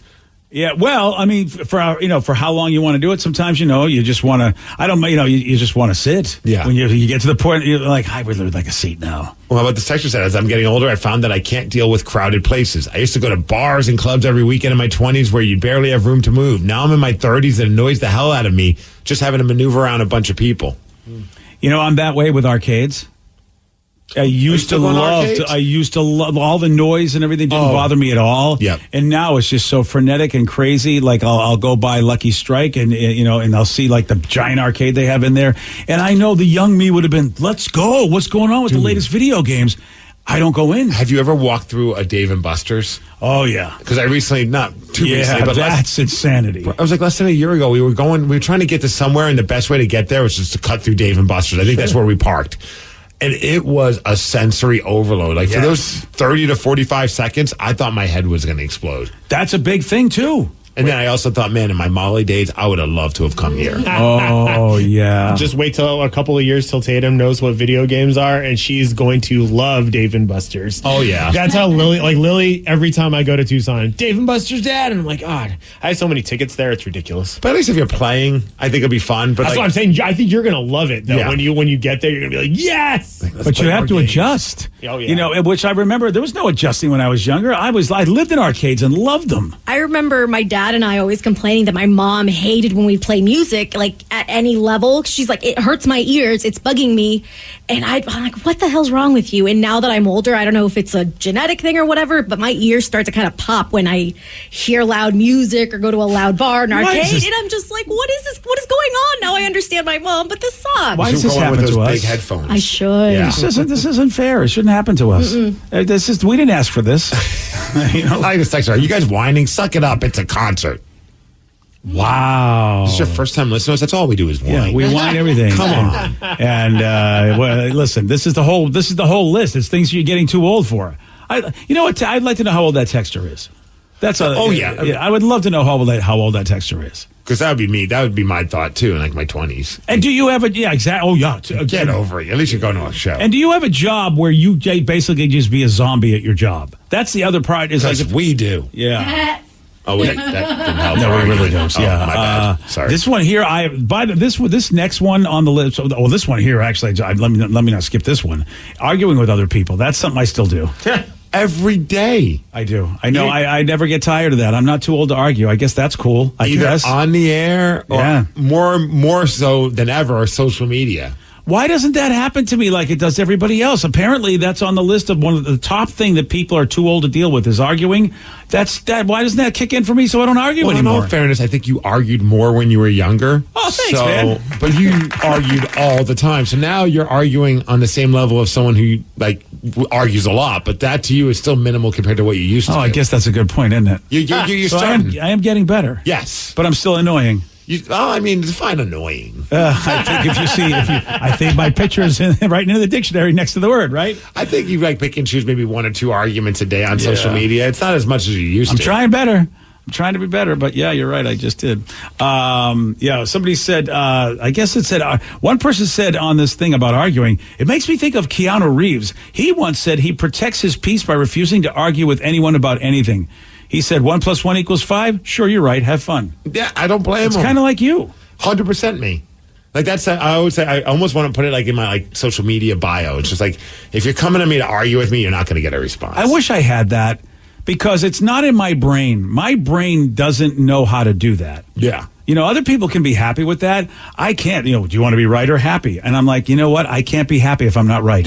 I'm up for a fun debate. I'm not saying if you need to agree with me on everything, but if you're coming at me with being a jerk or whatever, you're not getting a response. If you get a response, that you must have caught me on a weird day. More often than not, especially nowadays, if you just have anything negative to say at me or you're just coming at me with a weird angry tone on social media, I'm just I'm just gonna mute you. Yeah, I don't got time. I wish I had that ability. I lean in. I don't lean out. No, you keep it going. I gotta get out. Big shout out to Keanu Reeves because he's right. Yeah, 1 + 1 is 17. Yeah, I can't argue with him. Keanu's had a good life. How about hangovers? Are you too old to deal with those? I always have been too old to deal with those. How about we ask Joe? Oh, yeah. I heard Joe had a rough weekend. Another rough weekend for Joe. Jeez. Danny murdered me on Saturday. I didn't do Friday night. Friday. Yes, I was going to say, I thought you guys went on Friday. How long did this happen? How is it? You got to stop keeping up with Danny. Apparently, Danny is immune to alcohol. Oh, look at a picture of Joe. He looks bad. Oh, yeah. That was Saturday morning. He could not get off the couch without feeling nauseous. So he crashed at your place. Yes, he did. Yeah, you know what the problem is Danny makes me mix alcohol with beer and whiskey. And the combination, for whatever reason, always lands me on the couch. Yeah, you're not supposed to mix your alcohols. This time we also did alcoholic slushies as well. So at that point, that'll kill you. I think that's a lot of sugar. Yeah, he just was not doing well. Sugar's not good for a hangover either, man. Hey, Joe, you do know that you can say no to Danny. Yeah, I don't think he can. I think Danny is the worst because Danny tries to push chocolate on me all the time. Does he have a gun to your head? No. He just does it in a way that makes you feel like he knows what you want. And he helps erode your own willpower. Him and Sarah, put those two together, you're screwed for the night. Yeah, you're right. Let's go to Dallas. When it comes to booze, Sarah's okay when it comes to she'll never encourage you to have too much food. She's really good that way. Right. But booze, forget about it. We were at the Pine Box, and Danny got us a shot of whiskey and a beer. And before I even turned to look at my beer, Danny's already drank his whole entire thing of whiskey. How are you? How are you then? Are you a functioning alcoholic, Danny? Probably. You probably are. I mean, there are people that I heard Danny got so drunk that he was almost getting into a fight with somebody. Oh, actually, no. The funniest part You're about that kind of drunk? I wasn't drunk what kind of drunk at is this this point. guy? He's an angry drunk. He wants to fight people.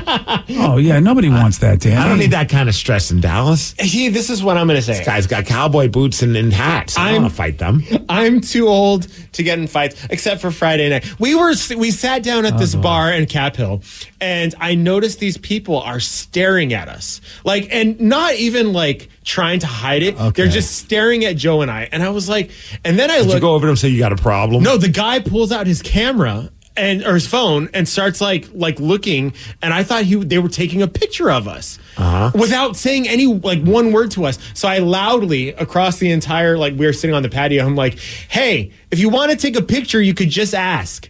And his wife got so embarrassed, and she's like, "No, we think we know you." And I was like, "Yeah, just ask for a picture." That's the first thing that I thought of. Joe, there's a chance they might recognize you guys as being radio dudes, and they want to get confirmation. But it wasn't that. What did they think you looked like? Well, apparently they went to high school with Joe.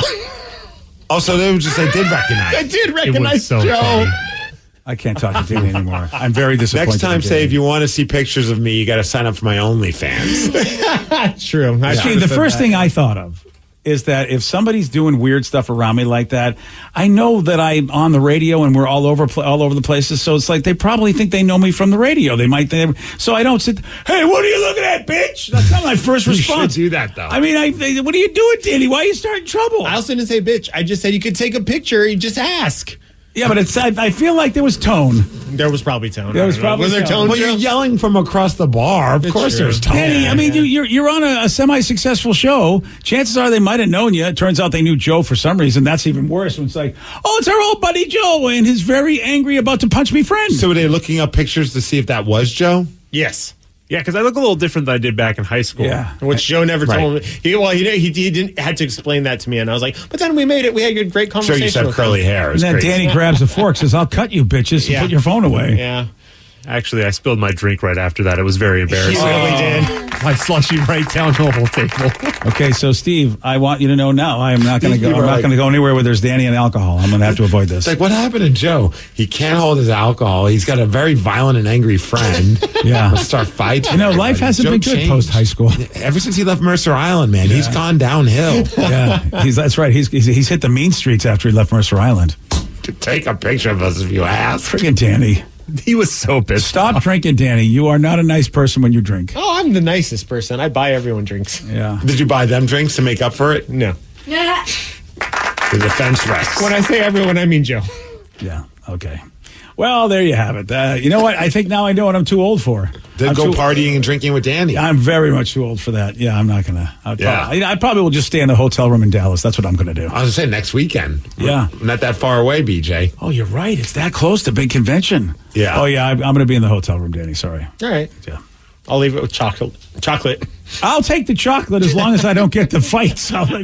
Because you know what? Let me tell you, the way you look, it's stereotypical, but if I'm going to be stereotypical, usually Southerners don't like people that look weird, and you look weird and you want to fight, I feel like there's going to be a fight. Oh, I'm going to be hitting up everybody wherever we go. I'm going to find random people like, hey, just pretend to take pictures of that guy over there. Let's see what happens. Yeah. Give you $5 if you do it. Oh, yeah. Oh, yeah. And then beat him with your cowboy boots. But take them off. Don't kick them. We don't want to be really Oh, man. Yeah. Oh, okay. This is going to be a great time. Yeah. Danny loose in Texas. What could go wrong? On Friday, Steve, he did get this one wrong. Beginning with J, what is the name for the shoe charms you add to Crocs? Oh, Gems. No. Jingleheimers? No. Schmitz. Jinx? No. Jinx? Look, I'm proud of you because I don't think anyone should make space in their brain for this word. Giblets? Go close. Gibbets. Gibbets. And again, don't worry about it. Yeah. You don't need to know this. No human being should actually go, I need to remember that word. You want a shot at beating Steve? You got a 206-803-ROCK. We're playing Beat Migs. Going to do that at 847 on The Rock. Today's podcast was brought to you by Travis Gagne, bankruptcy attorney. He's here right now and has agreed to answer more of your questions about bankruptcy. Here's a question from a listener. My house is currently in foreclosure. I've stopped making payments. What can I do to save my house? If you're already in foreclosure behind on your mortgage, you can stop the foreclosure by filing a bankruptcy. There's different types of bankruptcy. Chapter 13 can help you catch up on your house payments if you're behind. It would mean that you'd have to start making your house payments again and catch up on the amount that you're behind over 5 years. You could also take off or strip off your second mortgage, which would help you to reduce your housing payment every month, especially once you're done with the plan and done catching up on your first mortgage. We could also try to buy you some time by filing a Chapter 13 case. Filing a Chapter 13 would definitely stop your foreclosure. Thanks, Travis. If you have more questions about bankruptcy, you can reach out to Travis anytime at choosetherightchapter.com. That's choosetherightchapter.com. And thanks for listening. Have you been in an accident that wasn't your fault? Feeling overwhelmed and unsure what to do next? Look no further. The personal injury attorneys at Phillips Law Firm are here to help. Phillips Law Firm understands that accidents can turn your life upside down. That's why they're dedicated to fighting for the compensation you deserve and to making the process as stress-free as possible. Don't wait any longer. Call now, 1-800-JUSTICE, or visit justiceforyou.com. Hey, Hey, this is BJ. Thanks for listening to our show's podcast. If you're a fan of all things geeky, you should check out my other podcast, BJ Shea's Geek Nation. We have new episodes every day, and you can check it out at bjgeeknation.com. Your home is going into foreclosure and you feel like a financial wreck. You don't know where to turn for accurate information. I'm bankruptcy attorney Travis Gagne. Let's talk about some legal options. If we work quickly, we can propose a plan to save your home, modify the loan, or in many cases even eliminate your second mortgage. The consultation is free. I've helped hundreds of people just like you make informed decisions about whether to save their home or exit it on a reasonable, organized timeline. The chapter you choose sets the tone for the next chapter of your life. Please contact me today at choosetherightchapter.com. That's choosetherightchapter.com. 99.9 KISW, the Rock of Seattle. Once again, we've teamed up with Mary's Place for Kicks for Kids. We want to make sure that kids in need get a pair of brand new sneakers that they can call their own before going back to school, and that's just in a month. Oh, man. Time is flying by. Yeah. And $50 will take care of a kid, BJ, and $100 will take care of a teen. So that's pretty awesome. At Mary's Place, they have I think 400 people in their shelter. Yeah. 400 kids, so we're trying to help out as many of them as we can. We have a goal of $20,000. We're a couple $1,000s in thanks to the generous donators, the members of the 69 Club. Nice. BJ, couple new members this morning. Valden Palmer, he donated $6.69, and then Harold Swales also donated $66.27, and then covered the transaction fee so that it would add up to $69. He commented 69 Club. Nice. Thanks for helping out, man. Every little bit helps, whether $69, $6.99. Seriously, whatever you can give, it all adds up as long as you do. If you'd like to help us get to our goal of $20,000, get these kicks on these kids, head to KISW.com. Donate today. Let's play B Migs. It's time to play the game. So everybody scream his name. B Migs. Don't be a loser. Whoa. B Migs. You're a loser. Who's ready to be Migs? Alrighty there. I know Riley from Snohomish is. Riley, are you there? I am. I'm ready. Good. All right, Steve, now get out. For those playing at home, Riley has 60 seconds to answer 10 questions. You can pass all you want, but you will only get 3 guesses per question. Are you ready? Yes. Mary Poppins was nominated for 13 Academy Awards, but only ended up winning how many? 6. No. 5. Yes. The Joy of Painting was a TV show created and hosted by who? Bob Ross. Yes. Chicago banned the sale of what gourmet food staple in 2006? Foie gras. Yes. What instrument does Phoebe play on the sitcom Friends? Saxophone. No. Trumpet. No. Trombone. No. How many days in a week were there in ancient Roman times? 5. No. 10. No. 15. No. What sport uses the term button hook? Hockey. No. Lacrosse. No. Polo. No. The TV show 2.5 Men aired on what network? NBC. No. TBS. No. CBS. Yes. The original Cobb salad was created in what U.S. state? Michigan. No. Maine. No. Yeah, no, pass. Oh. Riley, you got 4 correct. Still, he got foie gras. I He didn't know that. did. I was I that. know. I don't think Steve's going to get that. He was doing really well in the beginning there. Yeah, then all of a sudden, You know, it got a little... that happens. happens. He was on a roll, man. I'll give him that. He was. Steve, are you ready? Oh, yeah. Mary Poppins was nominated for 13 Academy Awards, but only ended up winning how many? 1, No. 2, No. 3. No. Oh. The Joy of Painting was a TV show created and hosted by who? Bob Ross. Yes. Chicago Happy banned the accidents. sale of what gourmet food staple in 2006? Chicago? Mm-hmm.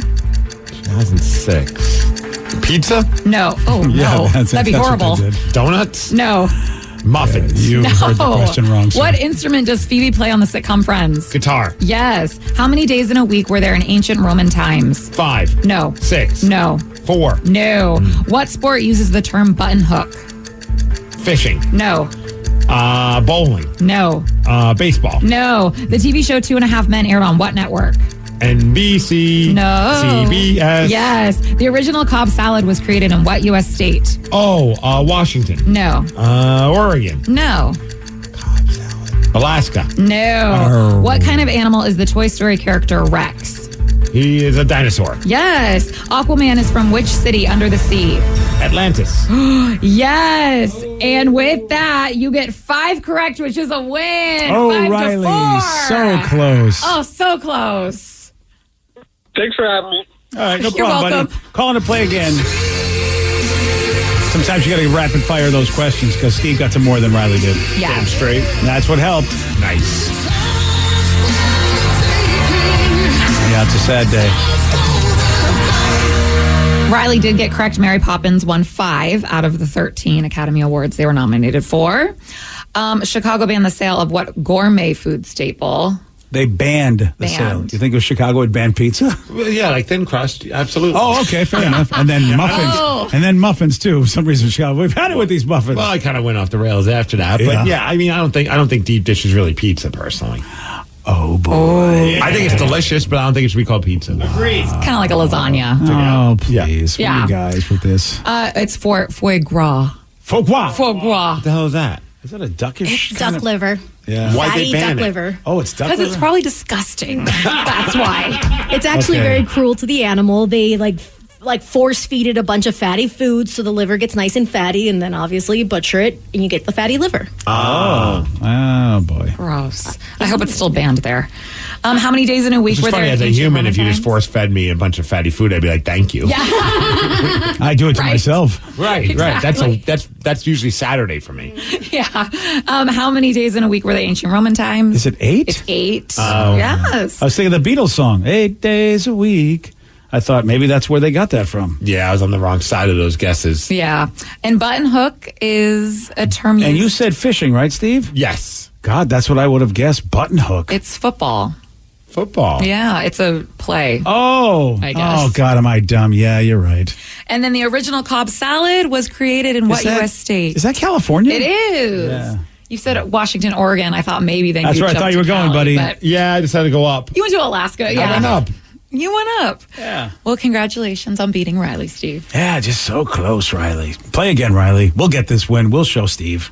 And button hook, yep, it's a play where the receiver runs straight downfield and then abruptly cuts back towards the line of scrimmage. Oh, like a button hook. Yes. Ah, we should know that since we watch football a lot. I don't know much about Oh, you're saying the names of certain okay. plays. Like all I know is based off of what I knew in Madden. So and all I ever did in Madden was throw a Hail Yeah, Mary. Hail Mary. That was Hail Mary or shotgun Now every you time. can sound really smart, though. I This mean, coming up that's- season. that's They just did debatable. a button hook, Yeah, guys. nice button hook. Yeah, if that's what it is. If you can even tell. It's like one time I remember being at a game and the guy behind me was wasted and you could tell the only play he knew was a flea flicker. Oh, and he yeah. screamed it for the entire game. And it was just like, can they just do it just to shut this guy up? Yeah. He just probably wanted to say it. Sounds fun. A flea flicker. It was like a roller coaster of hilarity because it was like funny at first, then got annoying, but then got funny because of how annoying it was. Right. And then got annoying again because he still wouldn't stop doing it. Yeah, boy, you had all the emotions. Oh, yeah, hold yeah. on. Flea flicker.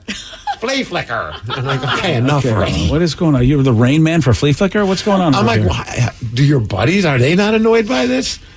Yeah, They just zoned him out, I guess. Unless they get really excited seeing people get annoyed. Yes, that's a good point.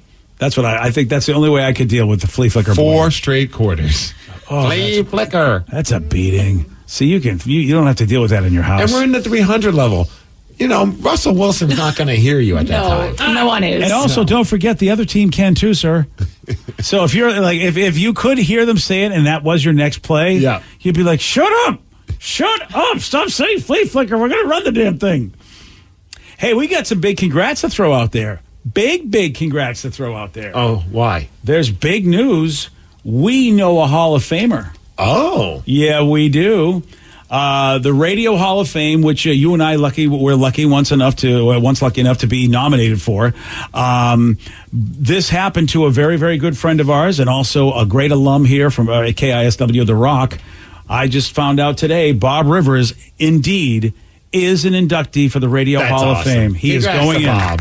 Well deserved. Yeah, I saw Spike and saw Joe and a lot of folks that work with Bob posting about it, and that is Good morning, BJ. he's been off the air he's been retired for about 8 years, I think, if I'm not mistaken. I'm shocked he's not in there already. Yeah, well, I don't want to be that guy. You know how sometimes you see the Rock and Roll Hall of Fame. You're like, what the hell? They're not in there, and finally, but that's awesome. There's so much great talent in our business that we don't, there's other people that have gone in and people said the same thing. How could that guy not be in? It's like there's a lot of people that are really, really good that, they haven't been in. In due time.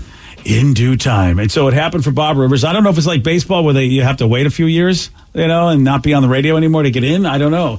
Even though we got nominated. We got nominated while we were on the air, BJ. I know. And actually, Weeze got in, too, now that I think about it. Weeze is a Hall of Famer, and he's still working. So I guess you're right now that I think about it. Way to sound this all out. Yeah. Well, I was trying to make it look good so that Bob, it's like it's like sometimes, you're the first ballot guy. I don't know if this is his first ballot, but hey, good. Now, whenever anyone asks for his autograph, he can write HOF. Yeah, Hall of Famer. Yeah. It's really, it is. I write HOFN for us, Hall of Famer nominee. Yeah, that's still something. Yeah. I'm taking that with me. Right. What the hell does this Hoffen mean? They can't take it away from us. We were nominated. That's right. They can't take it away from proof. us. So, yeah, Bob Rivers, man, who a lot of folks in Seattle, of course, know the great career that he had here, all the stuff that he did, including Nude Stock, which was an amazing thing, the Twisted Tunes. But he had worked in Baltimore. That's where he met Spike and did amazing stuff there. And a great radio stunt that he did there as well, being on a billboard while the Orioles were in one of the longest losing streaks in baseball history. And when's he going to do it for Seattle? I don't know if I take the chance. But congratulations to Bob getting into the Hall of Fame. He's a very, very good friend, and I'm so happy for him. He deserves it. He's one of the greatest talents this business has ever seen. So there we go. Hall of Fame. Bob Rivers. And he's going to be at our convention. I hope somebody gives him a nod. Somebody goes on stage and says, you should. You think it should be me? Yeah. But I have to. I'm going to wear my Bob Rivers jersey. Now it's worth more. I got to pull a Kanye and go, listen, I'm going to let you finish this panel, but I have to wish Bob Rivers. Please do that and do it during I don't know, some kind of a young up and coming women forum. So it's like a full Taylor Swift type moment. So they basically will have more reasons to hate me. Yes. We knew we hated him anyway, but then he interrupted our forum. Yes. I'm going to let you finish. Congrats, you're 25 and you're making it in radio. That's awesome. But let's talk about someone who's an OG. That's Bob right. Rivers. It is time for Listeners on the Loose. You pick the topic. You guide the show. You can call us. You can text us, 206-803-ROCK. And we'll take those calls. We'll take those texts at 9:17 on The Rock. BJ and Migs, mornings on The Rock, 99.9 KISW. 99.9 KISW, The Rock of Seattle. It's Listeners on the Loose. Brought to you by Whole Foods Market. 206-803-ROCK. That's the number to call. That's the number to text if you want to get through. And do remember, Steve has a rule. It's a simple rule, BJ. Show some energy and bring it. Otherwise, we're going to hit that gong and then say goodbye to you. Goodbye, old friend. 206-803-ROCK, the number to call, the number to text. Someone texted in and said, since BJ and Joe saw Mission Impossible, was wondering what you got. Dun, dun, dun, dun. Sorry. Says you also saw John Wick Chapter 4, wondering which one you thought was better than the other. For me, it's John Wick from Anthony and Auburn. Ooh, boy, oh boy, that is a good question.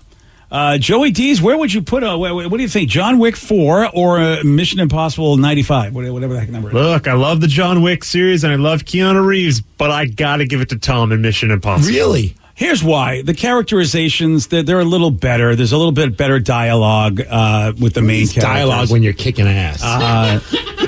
Though John Wick, this is a tough comparison to make because they're both really good. Yeah. You know what I mean? It's so if you're asking me, if literally holding a gun to my head, which could happen in both movies, I'm going to go with Mission Impossible as well. But they're both, you're not going to go wrong watching either movie, that's for sure. Yeah, the choreography's better in John Wick, but the suspense in Mission Impossible will really keep you going. I got to see that one. And I don't think I'm going to see it in the theaters. I think the next movie I'm going to see in the theaters will be that Strays movie. Yeah, the one with the dog one. Yeah, that's a very odd one for you to want to go see in the movies, but okay. I probably still won't see that in the theaters, but I kind of hope to. Yeah, I mean, there's some great, when you think Tom Cruise, every time now I'm watching, wondering okay, is that really Tom Cruise driving that motorcycle to the cliff edge? I'm guessing yes. And I'm like, that's nuts. I mean, because he could die, or unless they're CGIing the cliff's edge in some way, but it's still that impresses me to think that he might be doing almost all the stunts I see. You got to check out the YouTube video. They have a little scene where they show you how they film that. And he's really on the motorcycle jumping off the cliff. No! Yeah, and free falling. Oh, no. Okay. Although I was about to say something that completely debunked that. Because I'm like, I'm sure he does something that could potentially get him hurt, but I doubt they're going to let him do something that could potentially kill him. Well, he's free. Oh, he does it more than once, Steve. He jumps like 3 or 4 times. They blew up so many motorcycles to make this movie. Wow, I have to watch that video, Joe. You'll have to send me a link to that because that's impressive. What a fun day at work. Blow up motorcycles and watch Tom Cruise jump off a cliff. Yeah, that's why I give Mission Impossible the edge. Dead Reckoning, because of the fact that Tom is just nuts. And he's not a young man anymore. You know, it's not he's really not. But I want Steve to watch this movie for one reason. I want to know if it's thrilling enough that he won't fall asleep. It feels like, he's weird, though. Like, the more thrilling, the more he falls asleep, too. That's not necessarily true. Oh, yeah? I mean, just because of the Superman movie and all the gunfire. But it just depends on the time of day when we go. If we're going, like, right after the show, I think I'll be fine. We go later on tonight. Yes, it's Snoozeville. I feel like the Superman thing was that after the show? That was around noon. Yeah, okay. All right. Yeah, all right. Well, either way, both good movies. You can't go wrong with either, Mission Impossible, Dead Reckoning, or John Wick 4. Somebody just want to say, hey, can I get a shout out for my mom up in heaven? Today would have been her 73rd birthday. Happy birthday, Jackie, the most beautiful woman in the world. Oh, yeah. Give happy birthday. Shout. Happy birthday. I think they say happy heavenly birthday. I see a lot of that these days. I've not seen that. I like on Facebook. I see a lot. Like I want to wish a happy heavenly birthday Do you think that people do that because they don't want to look like they're wishing someone happy birthday and not realize that they're no longer with us? Yeah. Ooh, that's a good call. You know what I mean? Because I see that a lot on social media where I'm like, I'll see somebody's birthday and I know that they've passed. I'm like, and then you click on it and you're seeing some people, and some of the stuff that they write, I'm like, this person has no idea that, like, because I remember I saw one time, I was like, happy birthday, we got to hang again sometime soon. Yeah. And I'm like, you're going to probably have to wait a while until that happens. It's like, I've had that happen to me. It's embarrassing. Oh, you've done that? We should hang out sometime? Well, I basically wish somebody a happy birthday that was dead. Yeah, but people do that. Yeah. Well, I didn't know, but that's something like, why am I wishing anybody a happy birthday if I don't even know if they're on the planet? Like that, I guess that shows I guess I'm really not friends with this person. Oh, for some people, I think it's a way to cope with the loss. No, I mean, I did it thinking they were still alive. Right, but I mean, you don't have to admit that, though. Well, when you put it on a guy's thing and they're dead, I mean, because the way I did it, it made it look like I didn't know he was dead. Okay, if you just wrote happy birthday, I could go, well, yeah. I mean, a lot of people do that. Or well, I did happy birthday, hope it's a great day is what I did. Yeah, that's not a good answer. See, that's what I mean. I was like, so that was really embarrassing. Could you imagine someone commented back, goes, I'm guessing it's not a good day for them because he's dead. See, I never did the birthday thing. There was a girl I went to college with who we always had this inside joke about Verizon, and it was just we would always post it to each other, but I hadn't talked to her in years.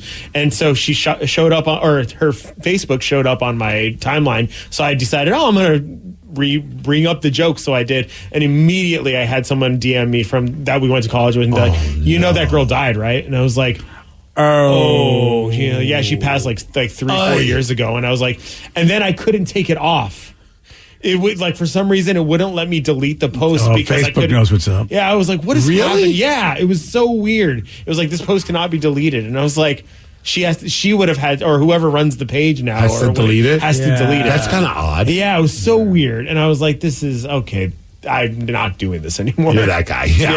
Yeah, it's embarrassing. I've come close. I remember one time, I was like, there was something about a band, and I remember it's a very unique band, and it was a band called Sigur Rós, and they were like just they were awesome. I had a buddy I went to one of their shows with. I'm like, I saw something. I'm like, I got to share it with them, and I go to their Facebook page about the copy and paste it into their thing, and then I'm looking at the most recent stuff is about I'm missing you, and I'm like, this is how I found out the guy passed away. It was because I lost track, and I was like, man, this is a good reason to reconnect with an old friend. And then you're like, oh my gosh, no, it's not. But that was kind of a little bit of a devastating moment.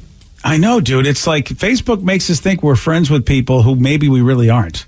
Close enough to know if they're alive or not. Yeah, I know some they turn them into tribute pages, right? That I appreciate. Yeah. Yeah, that makes sense.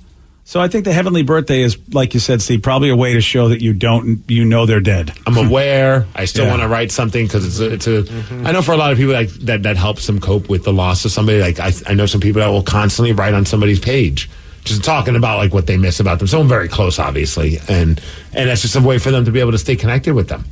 Yeah, it's especially some people really don't get over the loss of somebody, and you continually see those posts show up, and oh man, that's why I want to hand my Facebook over to one of my friends so they control people when I leave this planet. Oh boy, okay. I know I shouldn't do that. That's probably not nice, but hand it over to me if I'm still around. First of all, I'll laugh to think that I outlived you, and that'll. I want someone to have fun. You just use my page for bad. Argue with people about stuff. I know people will definitely be like, what has happened to Steve ever since he died? He's been obsessed with Star Trek. Yeah, and Doctor Who. He's become a more miserable person in death. Yeah, he says he no longer likes wrestling. This doesn't seem like. Oh, that'll be the first thing you admit once you're dead. Yeah.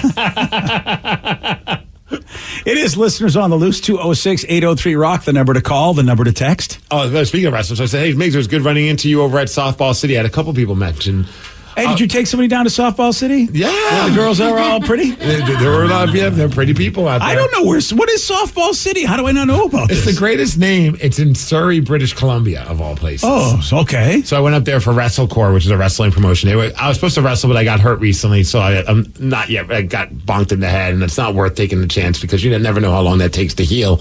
But they still wanted me to come up, and so I emceed with one of the guys, Cobra Kai, who's the host, and we had a blast. But it was crazy because he introduces me, and I'm like, he's hyping it up. I'm like, what are you doing, man? No one knows who the hell I am here. And then all of a sudden, there were like a bunch of rockaholics that were there. Oh, that's cool. They came running up to give high fives and stuff, and I'm like, oh yeah, we still listen. Sometimes we could catch KSW. If not, we listen on Odyssey. I'm like, that's awesome. But it was a blast. It was a rock show that they put on, this Russell Brewing Company. I think it's based in British Columbia. And they had Russell and Roots. And it was a big outdoor festival at Softball City, which really is a place where people play softball. That is so cool, Softball City. It's like 3,000 people showed up to this thing. That's a big event. You remember the band Default? They had that They're a Canadian band. And I've never seen them live. They crushed it. If you ever have a chance to see, the bassist is one of the most entertaining and badass bassist I've ever watched. He had a smile on his face, having a great time up there. Another band, Mariana's Trench, played, and another band called Big Wreck.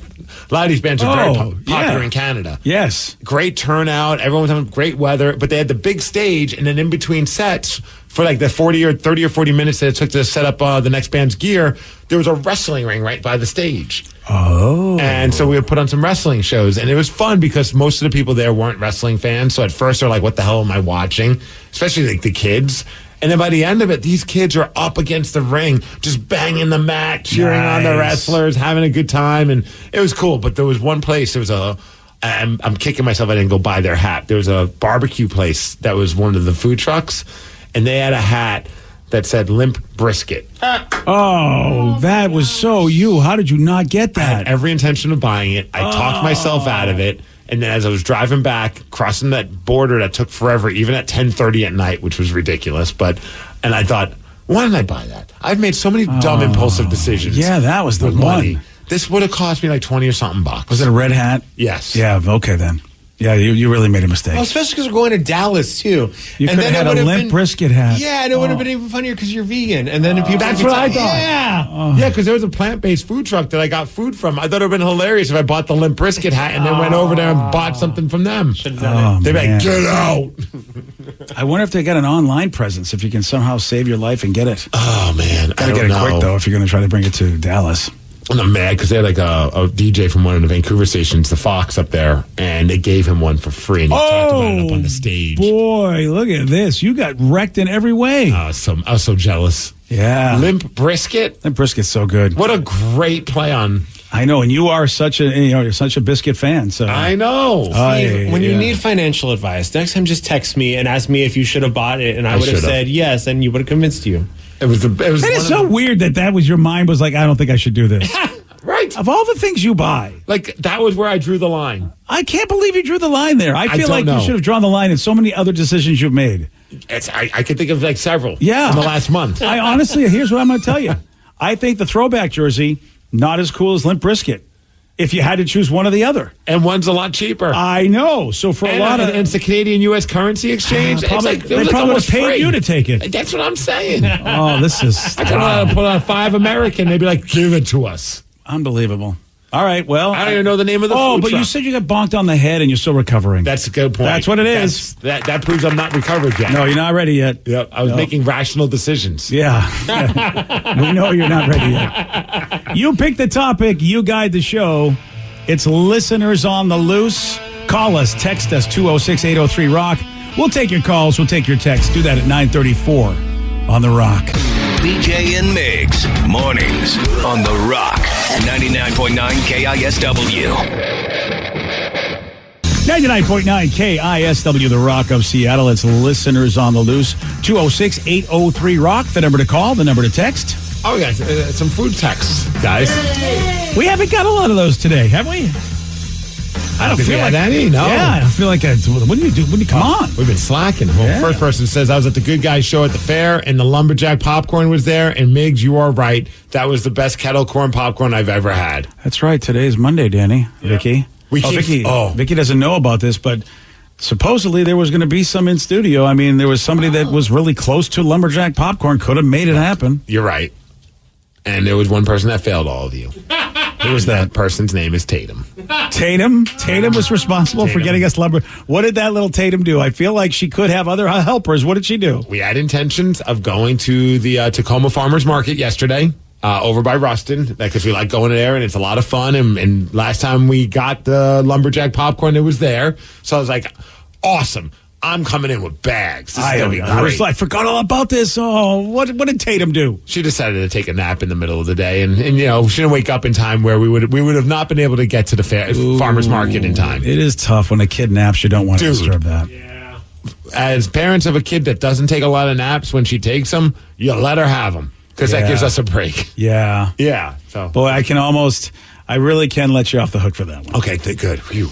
I mean, that's true. I mean, I do. Every parent knows what that was like. Oh man, getting that free time when the kid naps, you have to take that. I did entertain the thought of potentially trying, if we should wake her up because I really want to get that popcorn. Now, I would say this. I mean, you could have gone yourself and just got the popcorn while Tatum was napping. I mean, there was nothing stopping you.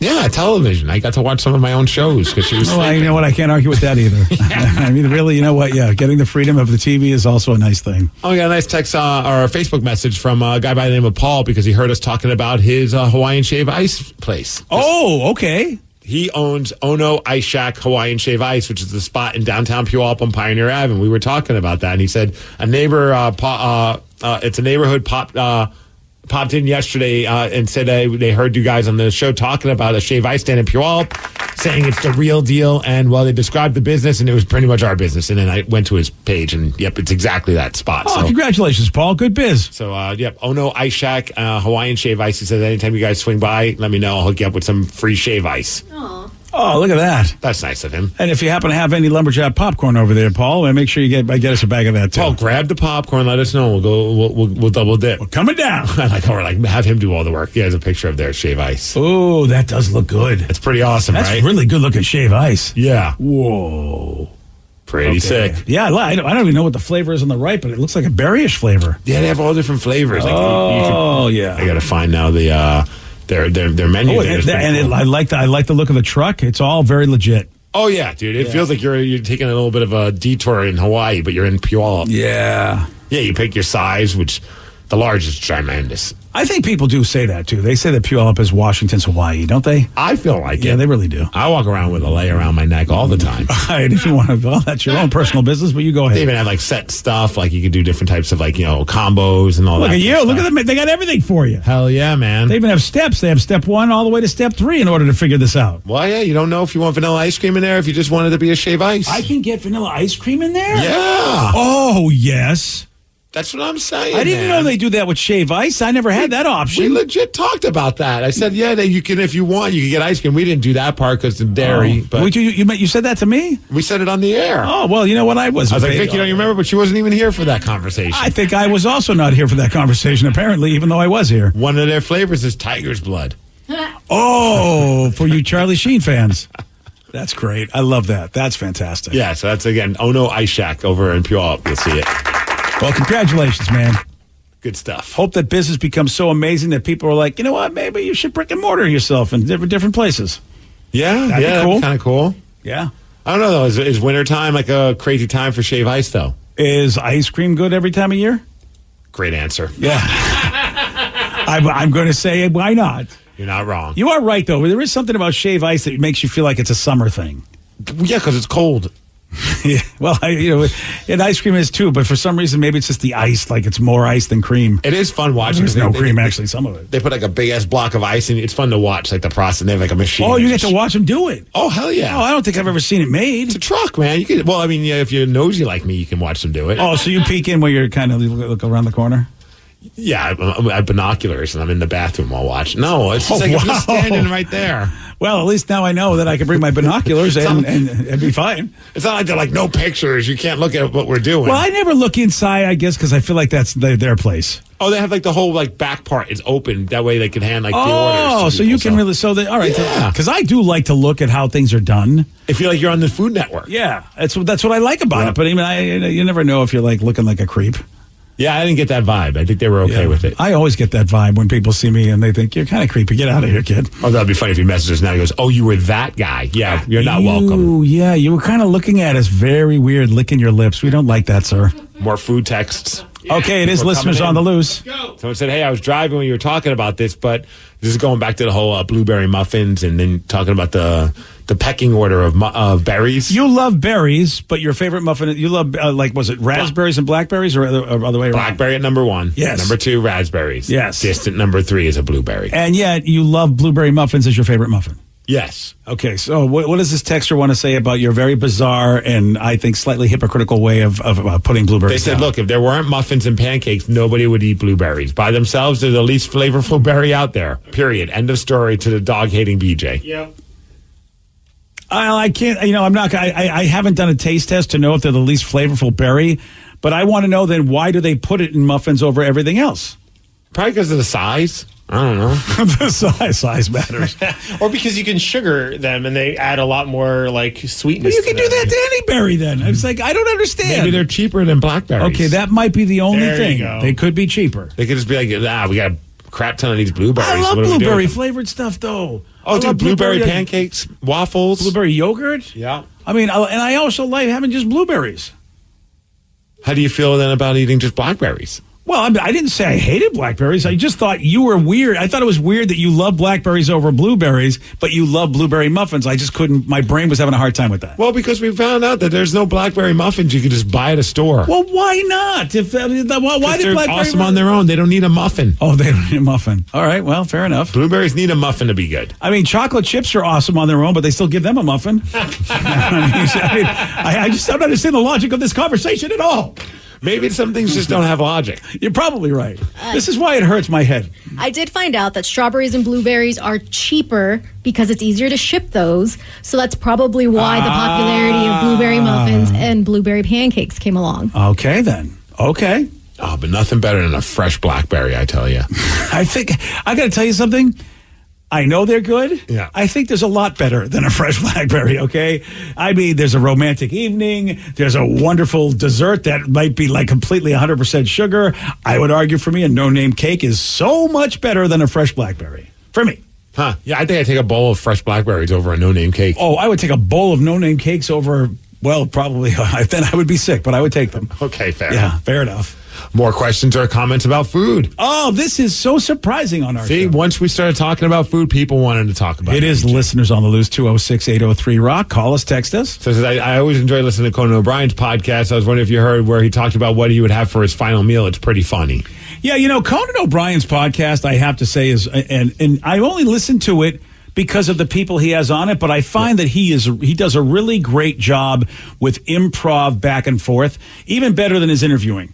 I love the improv back and forth he has with whatever guest, especially if the guest is really good at riffing with them. Absolutely. Oh, it's so good. And but the one that you're talking about, yeah, this is what Conan said he would like to have as his final meal. For my final meal, because eventually we all know I'm going to be put on death row for something. Yeah. And they're going to say, what are your final meal? And I'm always reading people's final meals, and it's always like, I want a cheeseburger. And it's like, what I want is I want a really good margarita pizza made in a wood-fired oven. The prison is going to be, I'm not sure they can accommodate me. I know, that's a big thing. Well, Chad. For Sona, the as my wood-fired assistant, oven? you're going to really have to be into it with the prison system. Oh, man. But I want a wood-fired margarita pizza that's really good, and I want a very good Pinot Noir. And I think the combination of a very good pizza and some red wine is heaven. I cannot wait for the prison guards to just laugh you all the way to the electric chair. Noir, he says. Well, they could get him some toilet wine in prison, so at least he'll have that. Then it's more of the start of the Pinot part. Yeah. And you know what? Look, we have a wood-fired oven pizza food truck that's on Mercer Island. Dude, I saw one recently over at one of the farmers markets as well. Yeah, so drive it over to the prison, get him his pizza, and then you can get a bottle of Pinot Noir, right? I feel like that food truck has got to be the biggest pain in the ass, so to have to lug around all that. I mean, props to them, because it's always great, but like, man, what a process to have to lug around a giant wood oven. Dude, I don't know about that, though, because they sell those, like the smaller wood, like pizza wood ovens these days. Yeah, but I see them, the ones that they seem to have are big. Oh, okay. It's impressive. Okay. Yeah. I've thought about buying one of those for that same reason. I just want a wood-fired pizza everywhere I go. And they have those ones like at Target now, and I'm like, oh, I kind of want one. Danny, if it will be your last meal, I'd be glad to buy it. If you promise us it's your last meal. Wow. And, just... Margarita pizza, though, I don't even think that would put that even in my list. If they said your last meal has to be a pizza, that wouldn't even be one of my options. Well, he's getting fancy with the pairing it with the wine, which I've never... I've had, I have such no taste buds for that, but... Yeah, I think that's why. Otherwise, I think you're right. There's got to be better pizza than margarita pizza, but if you're pairing it with wine, I don't know. I want Moto pizza if I'm doing a final meal. Oh! It has to be pizza. Good call. There you go. I want one of all of them. And I don't think he's had a Moto pizza. Oh, clearly. Otherwise, he would have said that. As a matter of, right, it's only here in Seattle, right? Has anyone had a pizza, anything like that in their lives? Is anybody else doing that kind of pizza like Moto? I bet. I mean, it's a Detroit-style pizza. They definitely do some things a little bit different, but I wouldn't be surprised if someone's doing a gourmet type of a Detroit-style pizza, probably in Detroit. Yeah. I would like to know that, because this is the first time I've ever had that. That focaccia-style, square Detroit-style pizza crust. I don't think I've ever had that combo together the way Moto's done it. No, that is Detroit-style. That bread, the way they do their bread, that is Detroit-style. Really? I always thought Little Caesars was more like the Detroit-style. Is that just cheap version? I don't know. Because Little Caesars, I thought, was out of that area of the country first, and it was a square pizza with the style. I thought, and I could be wrong, Steve, was I thought Detroit style was instead of putting the sauce on first, you put the cheese on first. That is true. I didn't know there's also a crust that goes with it. That's different. Oh, yep, okay. The Detroit style pizza is like a Sicilian style. Oh, square.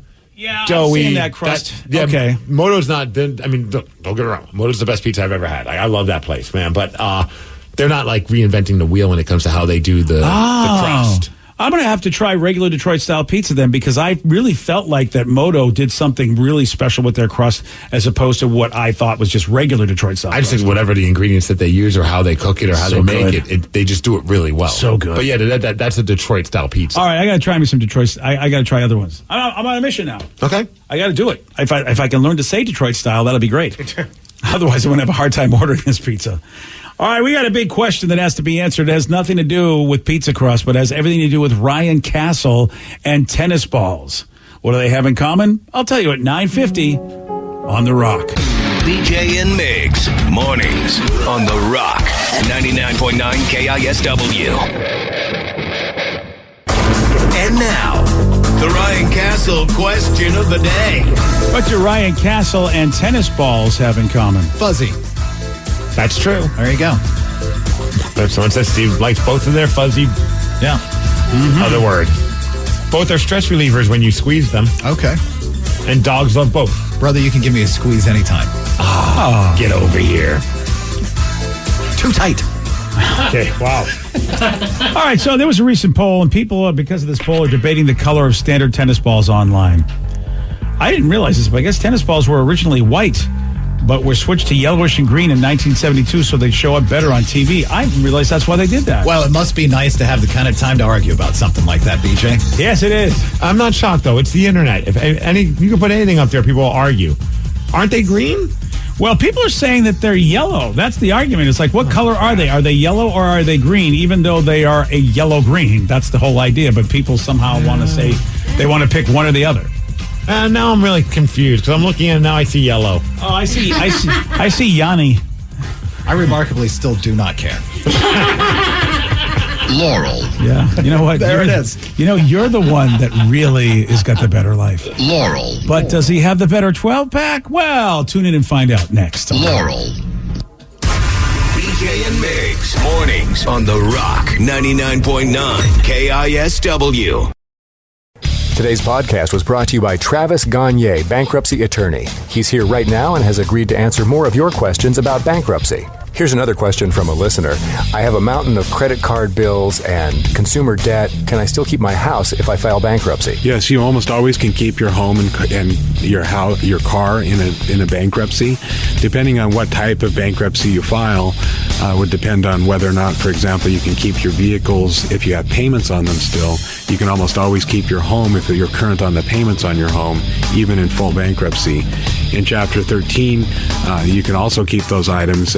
If you're behind on your house, you could catch your house payments up in a Chapter 13, take off a second mortgage in a Chapter 13. So keeping your primary assets like a home and car is almost always possible in bankruptcy.